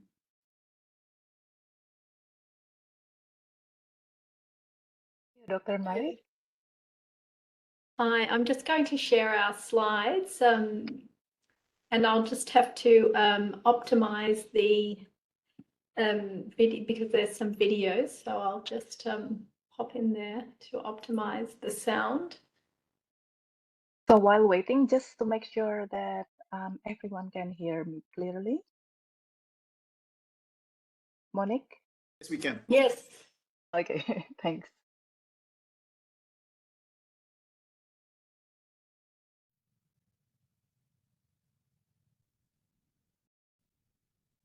Sorry, I'll just change the sharing one moment.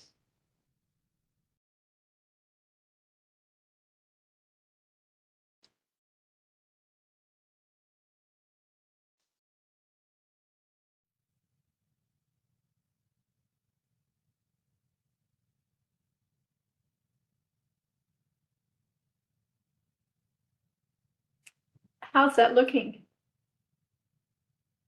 Yes, I think it looks Looking good. good. Yeah, we can start.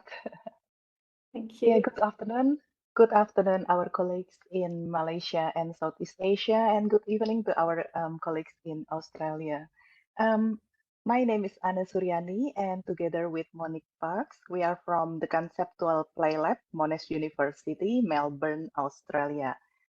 First, thank you to the organizing committee from the Southeast Asian Ministries of Education organization for inviting us to deliver this presentation.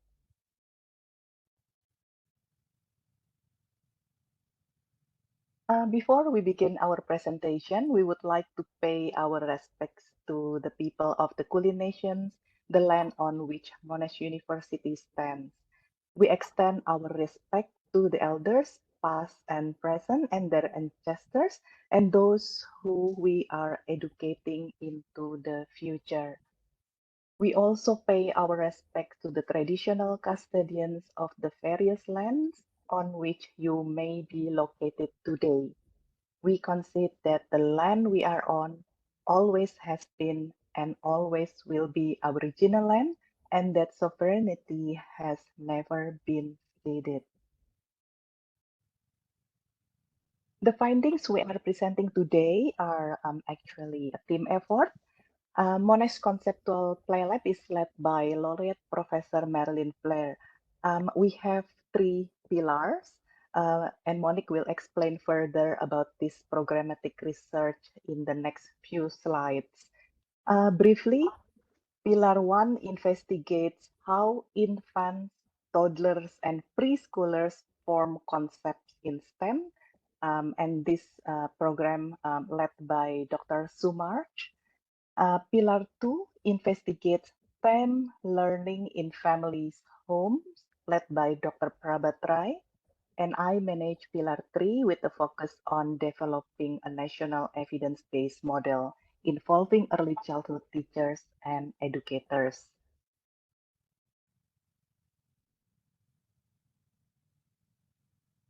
We have more than 10 doctoral students, and some of them already graduated. We are fortunate today that Monique, one of our Play Lab's final year PhD students and early childhood teacher, is here with us to share her experience. So this is an overview of our presentation today. First, Monique will share about the 5 characteristics of the conceptual play worlds, and she will also provide real-life examples of teaching practices for early childhood teachers. Then I will provide empirical evidence of the effectiveness of our programs. And finally, we will share our resources, and we will invite everyone to participate in our free self-paced online professional development program. So now I will hand over the slides to Monique. Thank you, Anne, and hello and welcome everybody. Now I'll just give you a little brief background to the study. In 2018, a prestigious award was granted to Laureate Professor Marilyn Blair by the Australian Research Council. This was really significant as it's the first time that such a grant has been given to STEM in early childhood education and care. And what this highlights is the importance of foundational learning in STEM education and holistically the significance of early childhood education and care for children's learning and development in their present and in their future lives.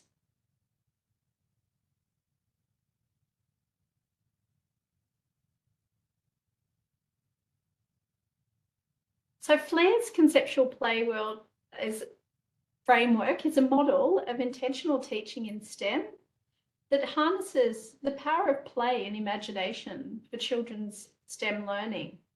So in the following videos and slides, I'm going to provide an overview and explanation of the 5 characteristics of the conceptual play world. So the videos will showcase in action and demonstrate how adaptations can readily be made when focusing on specific STEM concepts in a conceptual play world. So the children in the videos are preschoolers, and the videos display a pop-up conceptual play world, which is a conceptual play world that was planned and implemented over a short period of time. However, a conceptual play world can vary in duration, so sometimes they might go for weeks or even months, depending on the children and the teachers and the educators. So a conceptual play world honours children's ideas and play and imagination. So when selecting a story for a conceptual play world, which is the first characteristic, it's really important to consider that everyone, that's the children, the teachers and educators, enjoys the storybook. So the story should be one that is dramatic, because the drama of the story will invite the children's emotional, moral and cognitive engagement. And we also want the children to be driven to empathise with the characters and to enthusiastically help and solve problems the characters may be experiencing that require STEM concept solutions. So as I mentioned, the conceptual play world has 5 characteristics for planning and implementation. So beginning with the story sets the scene for the conceptual play world, and it works as a springboard for the imaginary play.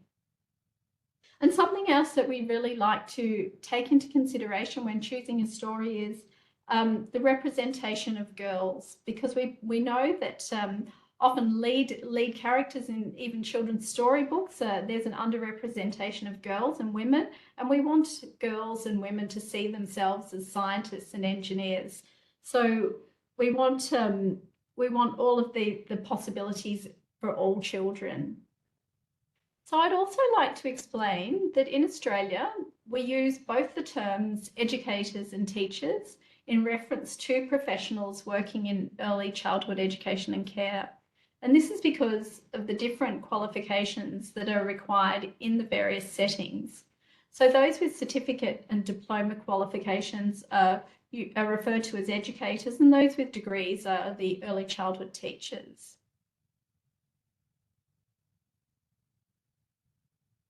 So on the left, you will see a pro forma. So these are provided to help guide the educators when planning each of the 5 characteristics of the conceptual play world. And so we especially find these are very helpful in the initial phases as the educators and teachers familiarise themselves with the framework. So now I will play a video to represent characteristic 1, and please let me know if you can't hear it very well.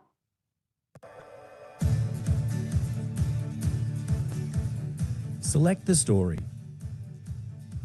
Select a story based on knowing the context of the children's lives and interests. In this example, we are in Mount Barker, a small town near the south coast of Western Australia.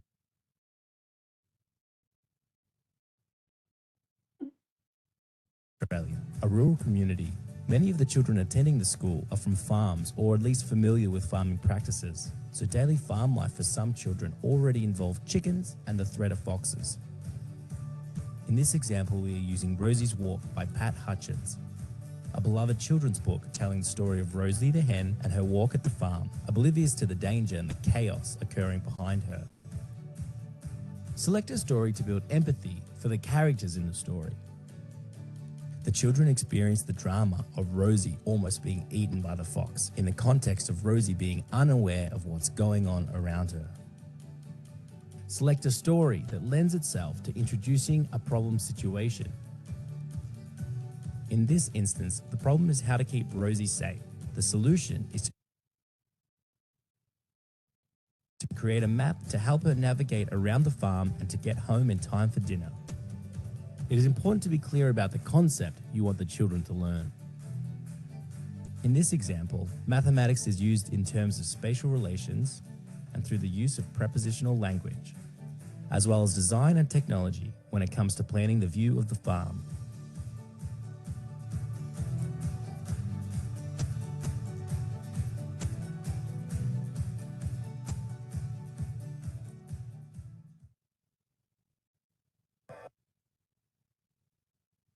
So the second characteristic of a conceptual play world is designing the play spaces. So different spaces and activity settings are designed and offered to the children both inside and outside the conceptual play world.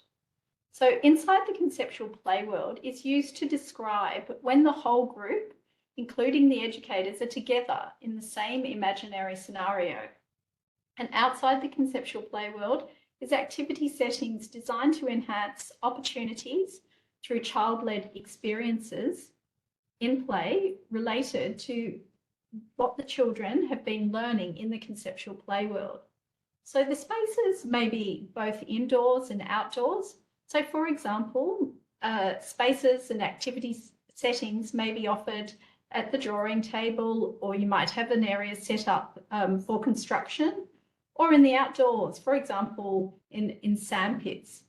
It's important that activity settings are created for child-initiated play and offer a range of opportunities for children to generate and represent and explore their thinking.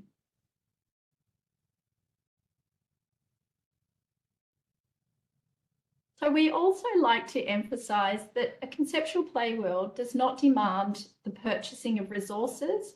Rather, we refer to encourage resourcefulness and make use of items that are already available.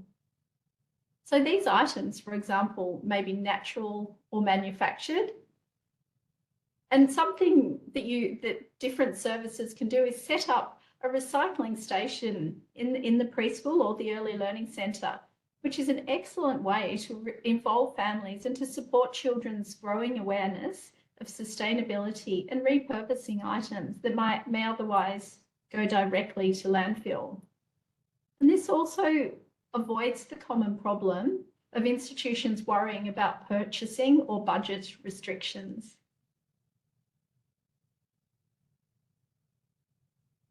So another idea and use of recycled materials is to make dioramas that can be set up as activity settings based on the story that is being used in the conceptual play world. So in this way, children can revisit the imaginary play, creating their own scenarios. They can tinker with the artifacts and explore the STEM concepts that they are learning in the conceptual play world. So the dioramas you see here have been made using recycled secondhand and natural materials. For example, cardboard boxes, sand, stones, and a vintage suitcase has been used for Rosie's walk diorama. So children may also like to draw their own backgrounds, which can be added to the dioramas, or they may like to make their own models and artifacts, which can also be used with the dioramas.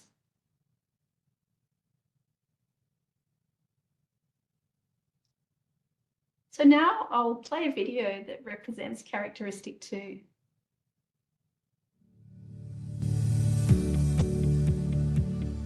Step 2. Designing a conceptual play world space.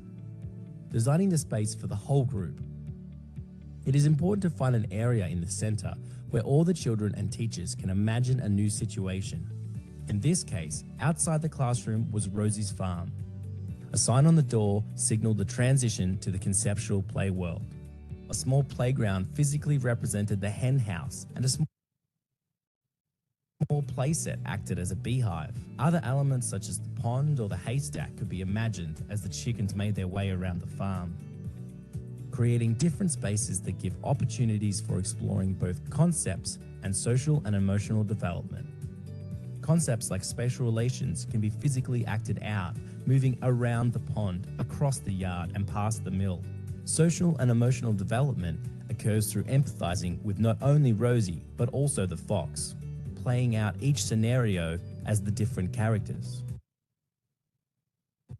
Designing different opportunities for child-initiated play in ways that develop the play plot further or explore concepts and make them more personally meaningful. By mapping out the farm, children can focus on certain concepts and draw out more meaningful and personal connections to them. It is important to plan opportunities for children to represent their ideas and express their understandings. For this example, the children's ideas could be represented and their understandings expressed through a mind map of features of the farm.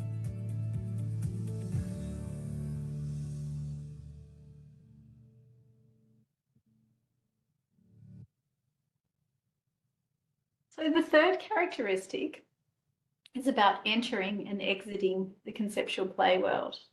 So this may involve something that's visual, oral, or an action, or a combination that children will grow to recognise over time as an indication that they will be entering the imaginary scenario of a conceptual play world.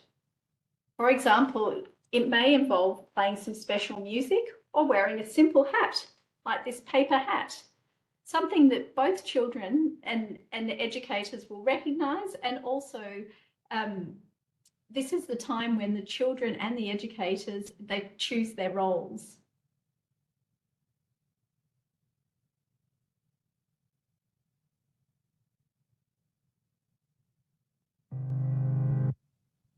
Sorry. So what's important is that this characteristic creates a recognisable routine, and that the adults are always inside the play and the imaginary world with the children.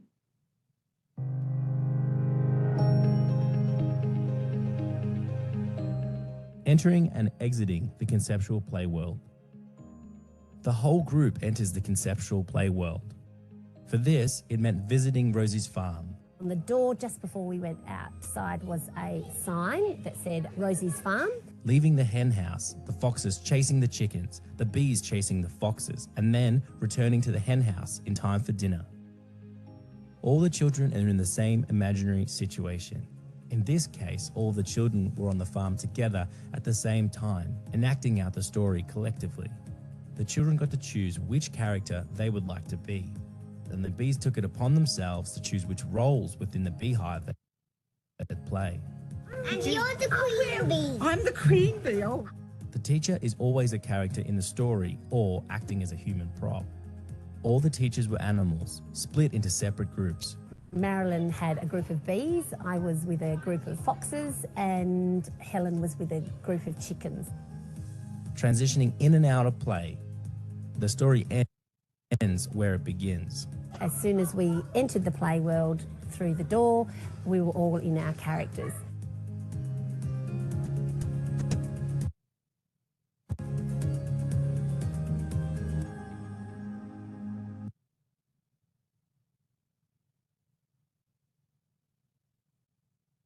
So the fourth characteristic is planning the play inquiry or the problem scenario. So when deciding and planning the problem scenario, it's important to choose an authentic problem, which is something that the children will be able to relate to and that will provide them with a meaningful context for exploration and learning that is accessible. So children, the conceptual play worlds can involve infants and toddlers. So it's important to consider what will provide personally meaningful context for different cultural age periods. So when we're planning the problem too, we're also thinking about the STEM concepts that will be used to solve that problem.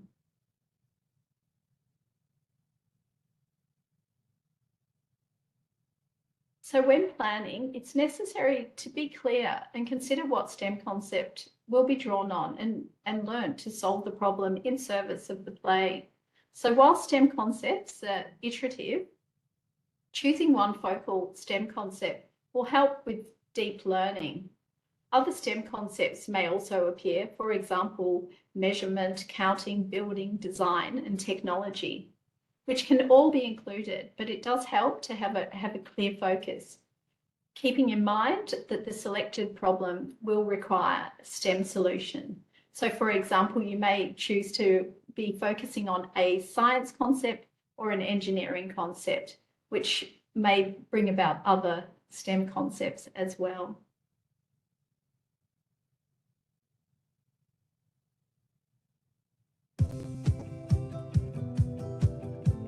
Step 4. Planning the inquiry. Introduce the problem to the children inside or outside the imaginary situation. Marilyn had a heap of maps of Mount Barker, of the whole town, and then zooming in closer of the school. So the kids all had some time looking at maps, really enjoyed looking, going, oh, there's my house, there's such and such, there's our school, there's our playground equipment. So had time exploring the maps. Problem scenario is not scripted, but a general idea of the problem is planned. And then with all the noise going on, Marilyn said, oh my goodness, I've just got a voice message and it's from Rosie's cousin. The problem scenario is dramatic and engaging. It's Rosie's cousin here. And I'm lost. I need some help. Please, can you come and find me? I think I need a map to find my way to cousin Rosie's yard. Please help. So then the kids all just went, oh my goodness, what are we going to do? What are we going to do? It's important to plan what concepts the children will learn from solving the problem. For the Rosie's Walk example, the concepts identified are map reading, plan view orientation, prepositional language, and spatial relations, keeping in mind that all concepts are in service of the play. It then sort of came up that maybe we should make some maps, like the maps we had just been looking at, so that Rosie's cousin could find Rosie.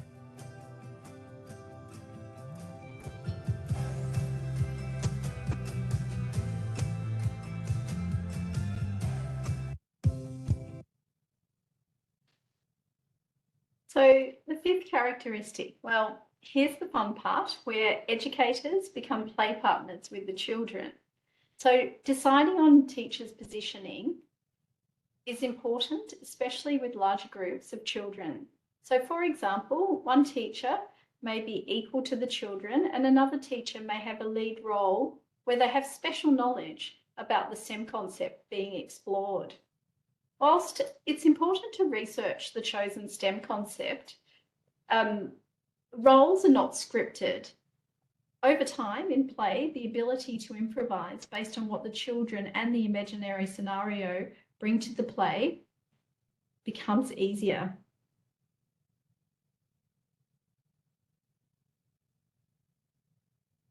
So the planned interactions of the educators really help the flow of the imaginary play in a conceptual play world.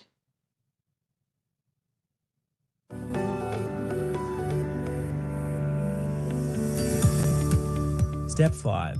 Planning interactions. In conceptual play worlds, teachers plan their interactions with each other and in relation to the children. Classroom teacher Mrs. O'Day is with the foxes, planning on how to catch Rosie and the other chickens. Support teacher Mrs. Batchelor takes on the hen role and invites other chickens to be a part of her clutch. Visiting Professor Marilyn Fleer takes on the role of bees and invites children to join her hive of bees. There are different roles teachers can take. Teachers plan their role in the play world a number of ways: to be equally present with the children or to model practices in a role. Conceptual intentions are planned. Before setting out into the play world, teachers plan who will have more knowledge and who will be present with the children to model solving the problem. Story reading.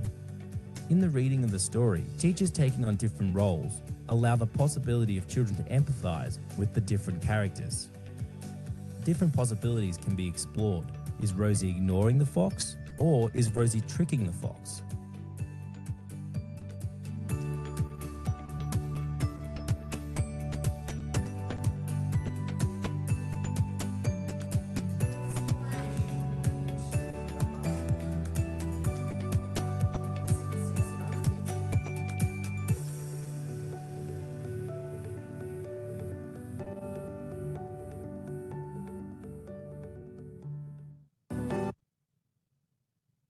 So thank you.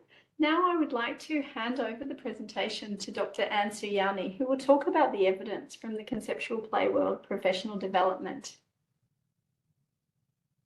Thank you, Monique. So, Pillar 3 program within the conceptual play world aims to support early childhood teachers' confidence and competence in intentionally teaching STEM concepts. Within Pillar 3 study design, we have a series of research and professional development activities, or PD. Before the PD, we ask our participants to have a look at our resources and to complete a short survey. And there are 3 options to complete the PD. One, via self-paced online modules. We will also share the link at the end of our presentation. We will also deliver PD via Zoom and in person. The professional development takes about 2 hours. It includes a presentation from the Play Lab team.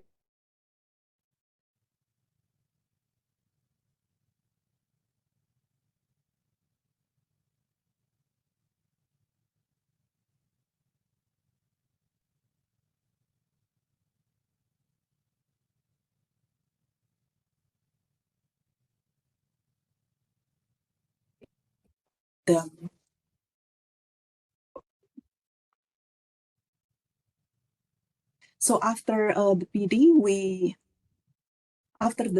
encourage participants to practice their own conceptual play world.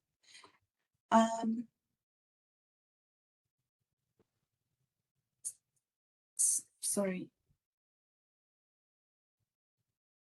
So just to make sure, can everyone hear me? Okay. I've got notification on the screen. So after 8 to 12 weeks, we invite our participants to share their reflections and join follow-up interviews and complete the post-PD survey. And all of these activities conducted in parallel with another series of activities. For those, sorry, Monique, can we go back to the previous slide? One more? Yes, still on this slide. So for participants who have completed the first PD and would like to advance their teaching knowledge and practice, we offer an advanced PD. We also provide opportunities for them to join our STEM Champions program, where they receive support from the PlayLab team, and they will have opportunities to mentor other teachers.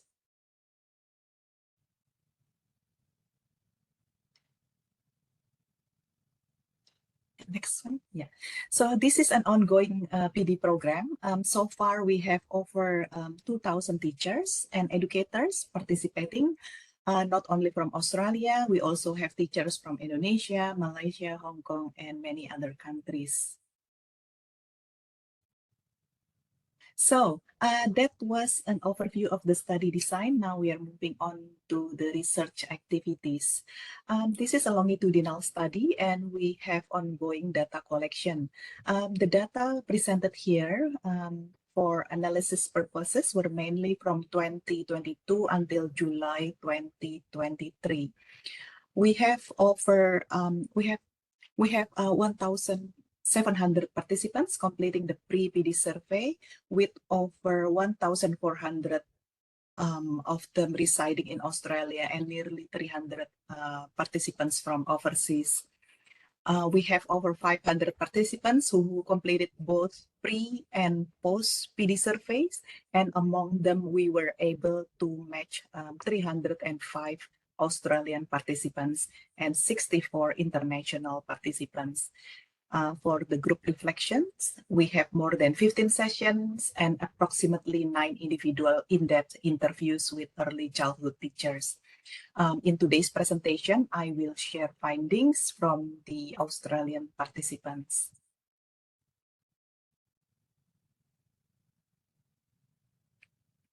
Yep, next. As we can see in this slide, I will briefly address 4 questions. 1, what are participants' perceptions of their teaching environments? And 2, are there changes in participants' confidence levels from pre to post PD? And 3, are there changes in perceptions about teaching STEM from pre to post PD? And 4, how do participants change their intentional teaching practice?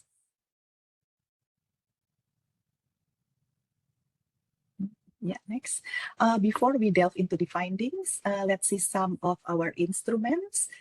The survey consists of demographic questions such as role at work, length of teaching experience, work location, and educational background. There are questions about participants' teaching environments in the pre-PD survey, such as their perspectives on teaching workload, professional development, and engagement with work. And to measure participants' confidence and competence in teaching STEM concepts, we adopted the following questions from established scales. In our data analysis, all Cronbach's alpha for the factors were in the categories of good and acceptable. In addition to the survey, we have interview data. So we've learned a lot from our teachers and educators about their experiences when they practice their own conceptual play worlds. And I will share some exciting findings in the next few slides. Next, please. Yeah, some information about our participants. We have more than 1,400 early childhood educators participating who are based in Australia. The majority of our participants are female and nearly half of them work in a preschool setting. The majority work as teachers or educators. Around 60% of our participants took the self-paced online PD. And in terms of educational qualifications, 42% of them held a bachelor's degree. So let's see our findings. Next, please. Yeah, so what are participants' perceptions of their teaching environment? Here we can see the responses based on their roles, as Monique explained previously. We have 3 groups here. The first group is those who work as directors, managers, and principals. The second group consists of room and team leaders, and the third group consists of teachers and educators. Overall, our participants agree that the staff in their center have the same perspective of teaching.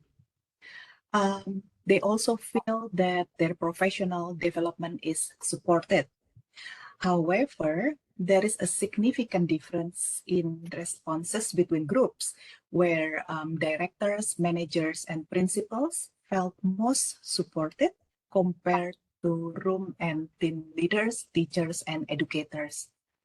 Those with leadership roles in management also experience higher engagement with their work compared to other groups. And next. The next finding is about participants' perceptions of their workload.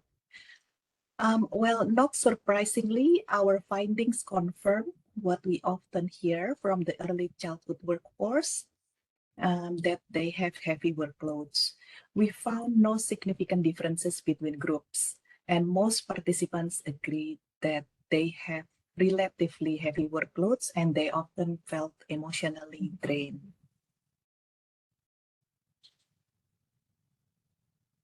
Next. Yeah, moving on to the next finding. Oops, yeah. So we use the pre and post survey data sets to answer the second research question, that is to investigate the impact of our PD. We were able to match 305 Australian pre and post PD survey responses. Now let's see research question 2. Next, please.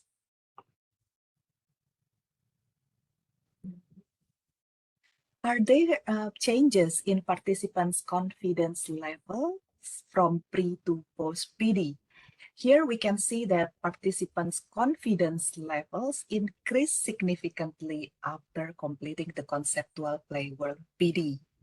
So on a scale of 1 being not at all confident to 9 being very confident, participants were only moderately confident of their STEM content knowledge before the PD. Then after they complete the PD, we can see a statistically significant increase in their level of confidence. The next question, how about their competence? So we found 3 significant differences here. 1, overall, participants' perceptions of their ability to teach STEM concepts increase after the PD. They feel that they can use instructional strategies, for example, to explain and give examples to the children. 2, after completing the PD, our participants became more interested in teaching STEM concepts to young children and they really enjoy it. And 3, they also agree that intentional teaching of STEM concepts is useful in the early childhood learning context. There were no differences, however, between pre and post PD in participants' perceptions of how important it is to be good at teaching STEM. Similarly, we also found no significant differences from pre to post PD in participants' perceptions of how difficult it is to teach STEM concepts. They found it to be moderately difficult. So next. Next, please. Overall, the numbers we have seen indicate that the PD has made positive changes. We now want to know further, how do participants change their intentional teaching practice? And to answer this question, we have analyzed interviews and their reflections, focusing on problems they have experienced in their teaching and how they solve them.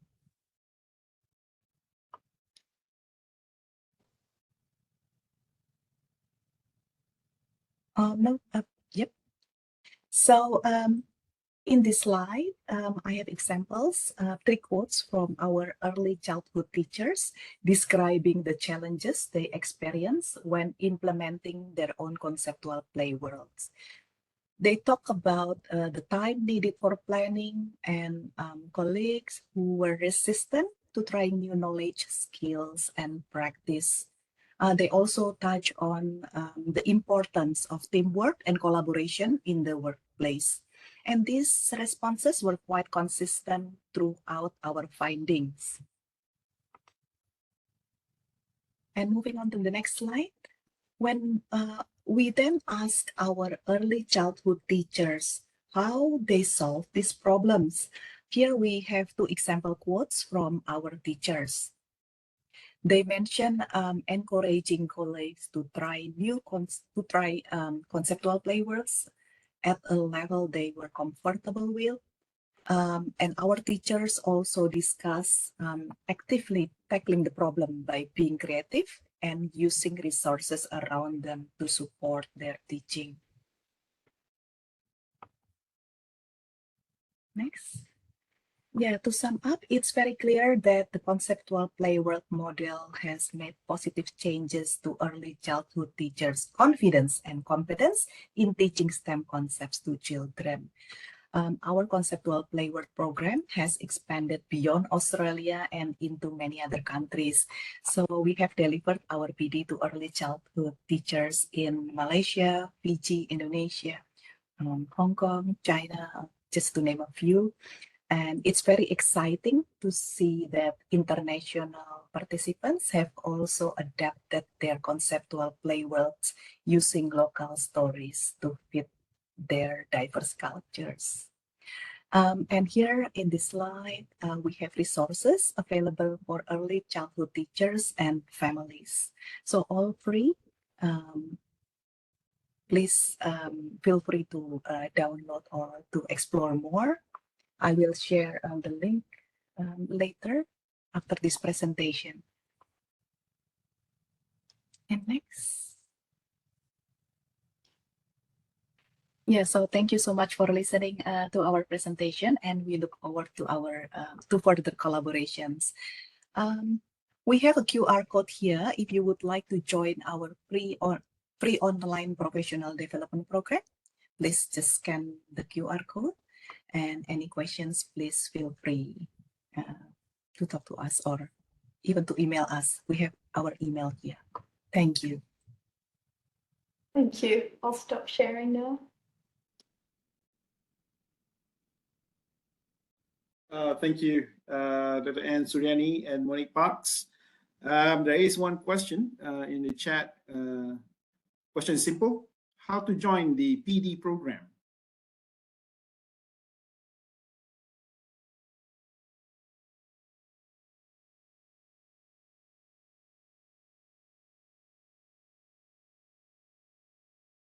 Did you want to answer that?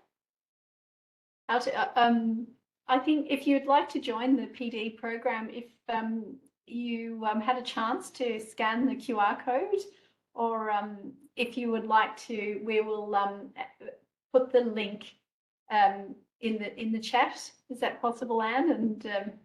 And then you can join the PD program. Thank you. Right. I hope that answers the question from Anne Lynn Akudo. Okay, looking at the chat box, there are no other questions. Let me check. Okay, right. Looks like there are no questions. Dr. Malik, I have 2 questions. Carry on. Okay. Yep. All right.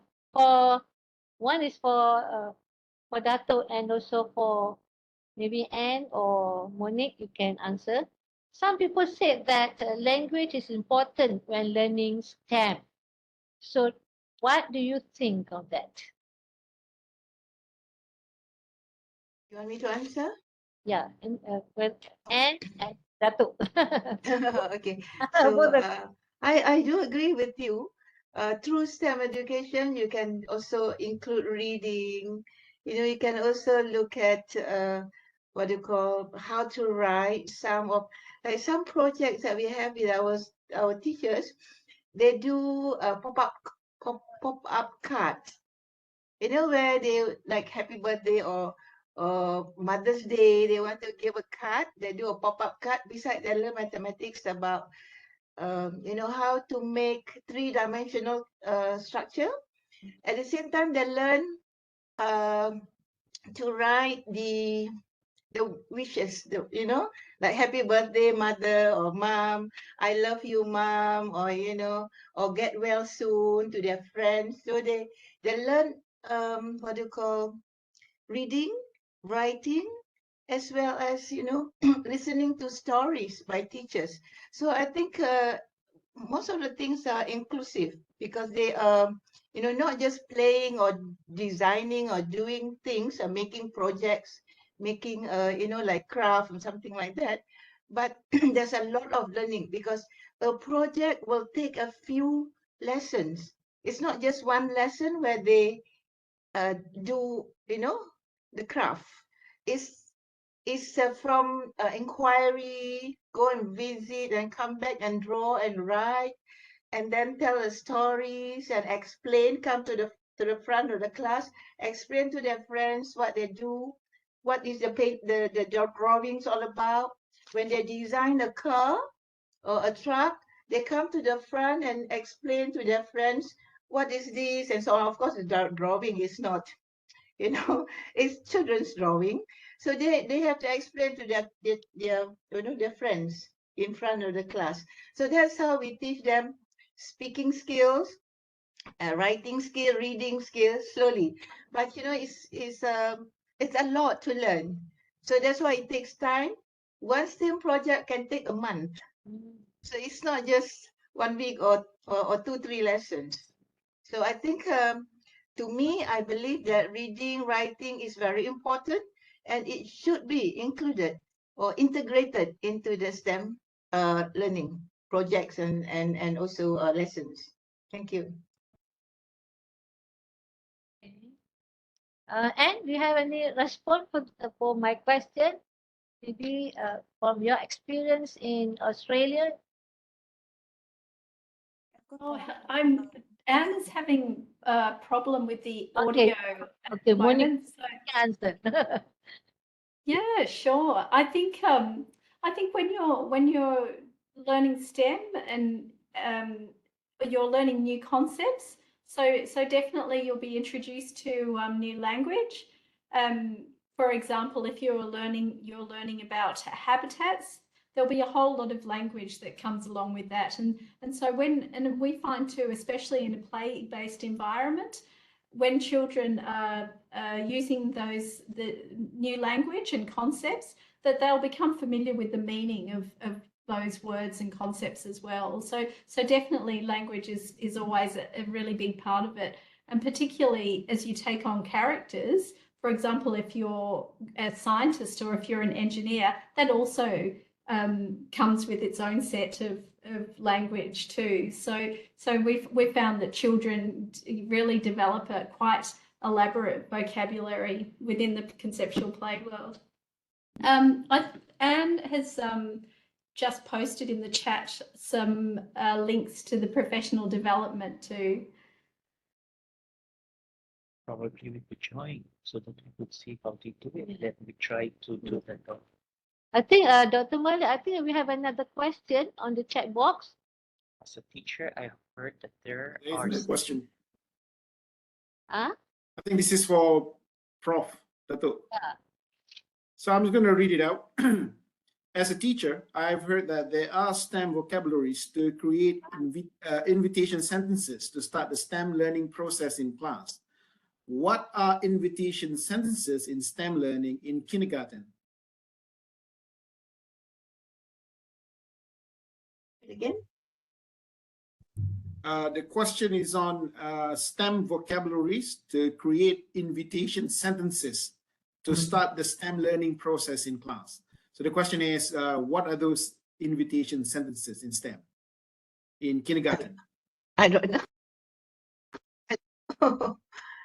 What are 7 sentences? Invitation sentences. Invitation sentences. So apparently I'm not sure what is the question. I'm not sure how to answer it. Okay.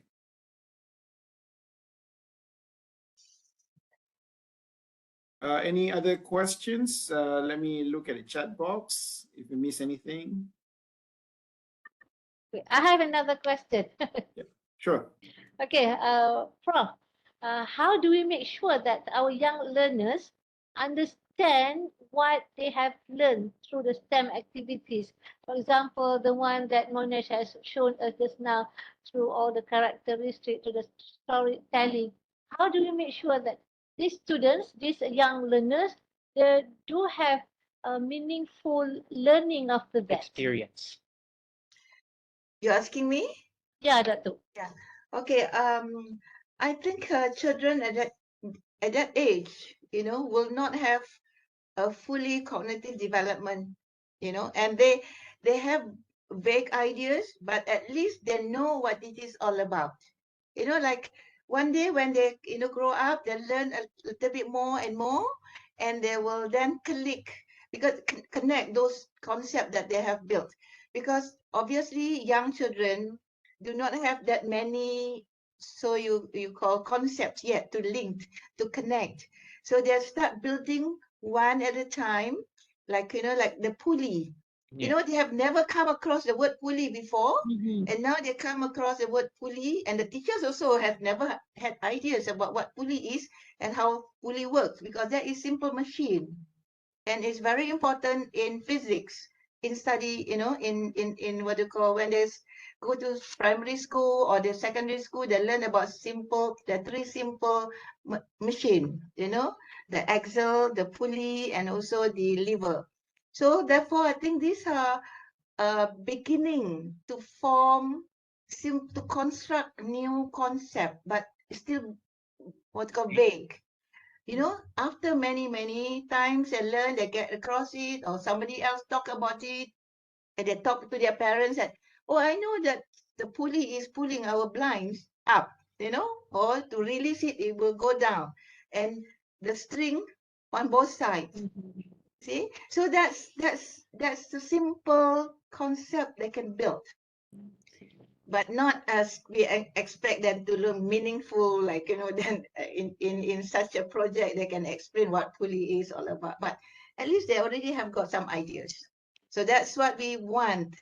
But importantly is that the skills, the motivation, and the interest to want to explore more about things like that. That is what is needed to be built in the children's, so that they become very inquisitive about a lot of things around them and how it works. Okay, so I think that's practically at this young age. Thank you. Thank you, Dato'. There is one more question. I think this is an open question. Any of the speakers can actually respond to this. Question goes, how can we foster a culture of creativity and innovation in classroom, allowing children to express themselves through STEM-related projects? Oh, okay. I think children are all very creative. They are very talented. You see, you give them something that, even in the car, if they are, while you are driving them at the back of the car, they have a string, they can tie here and there, and they pull the string. They are very creative. So we have to use that kind of creativity that they have to really plan a good, lesson for them. you know, like using string, if they like to use string, how to tie things together, how to, you know, make knots, how to, you know, observe one string, or you put together several strings and together, you know, they're very creative. I think it's just that we have to sort of give attention to that and pay attention to their creativity, encourage them, give them more chance to try out their creativity. So I think I have no doubt, looking at children, they always like to mess things at the same time. That is also creativity, isn't it? You know, of course, they are not very perfect. Their skills are not yet developed fully, so they always make a mess. But you know, we always can teach them how to be clean and so on, and to keep up to. So these are things that maybe important. It's not just the concept, the skill, but also the attitudes and the, you know, the values that you can incorporate in STEM learning. Yeah, I agree with that though. I think that is why RECSAM, we established the makerspace so that we can allow these children to be creative and innovative in our makerspace. Actually, our makerspace, we have about 15 3D printers for the students to explore and to engage themselves with the materials that we can provide for them. Yeah, we have more questions, Dr. Malik. Yeah, there is one more. Question goes, what are some effective strategies to facilitate STEM inquiry and exploration among young children? Effective strategies to facilitate. Okay, can I answer this question? Since our makerspace, we are using the IBL framework, the inquiry-based learning framework. So I think that IBL framework can help the students, can facilitate our STEM activities or inquiry, because in the IBL framework, we have the exploration. First, we have the engagement, we have exploration. We allow students to elaborate and explain, and at the end of the day, we allow our students to give reflection and do evaluation. They could also use the IBL framework to engage with the materials, to engage with the peers, and to have more ideas when they do all this communication with their peers. That is my opinion. What do you think, Anne?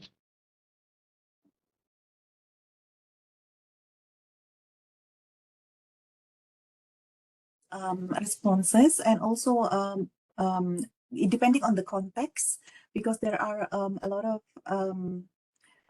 cultural, socio-cultural context that we need to consider. Monique, would you like to add some from your experiences?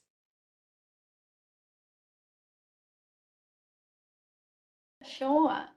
I think using a model like the conceptual play world really uses play as a child's leading activity to create an imaginative scenario, and through the imaginative scenario, especially when children are presented with a really dramatic problem, they do start to think quite critically and creatively, so they will bring their ideas forward. So I think that using play really is a really wonderful, or the best platform to really bring out that creativity, and also by offering children a lot of different experiences so that they're able to build their imagination and their creativity. And also the active role of teachers is also very important. Absolutely.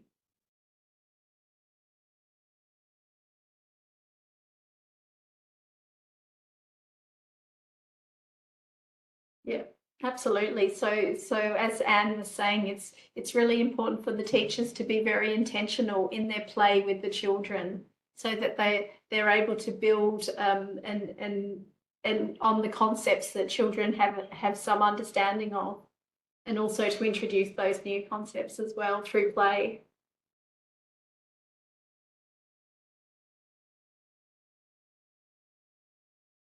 Thank you for the response, Dr. Ann and Monique. Any other questions? So far, we have no questions from the chat box. What about any other speakers online?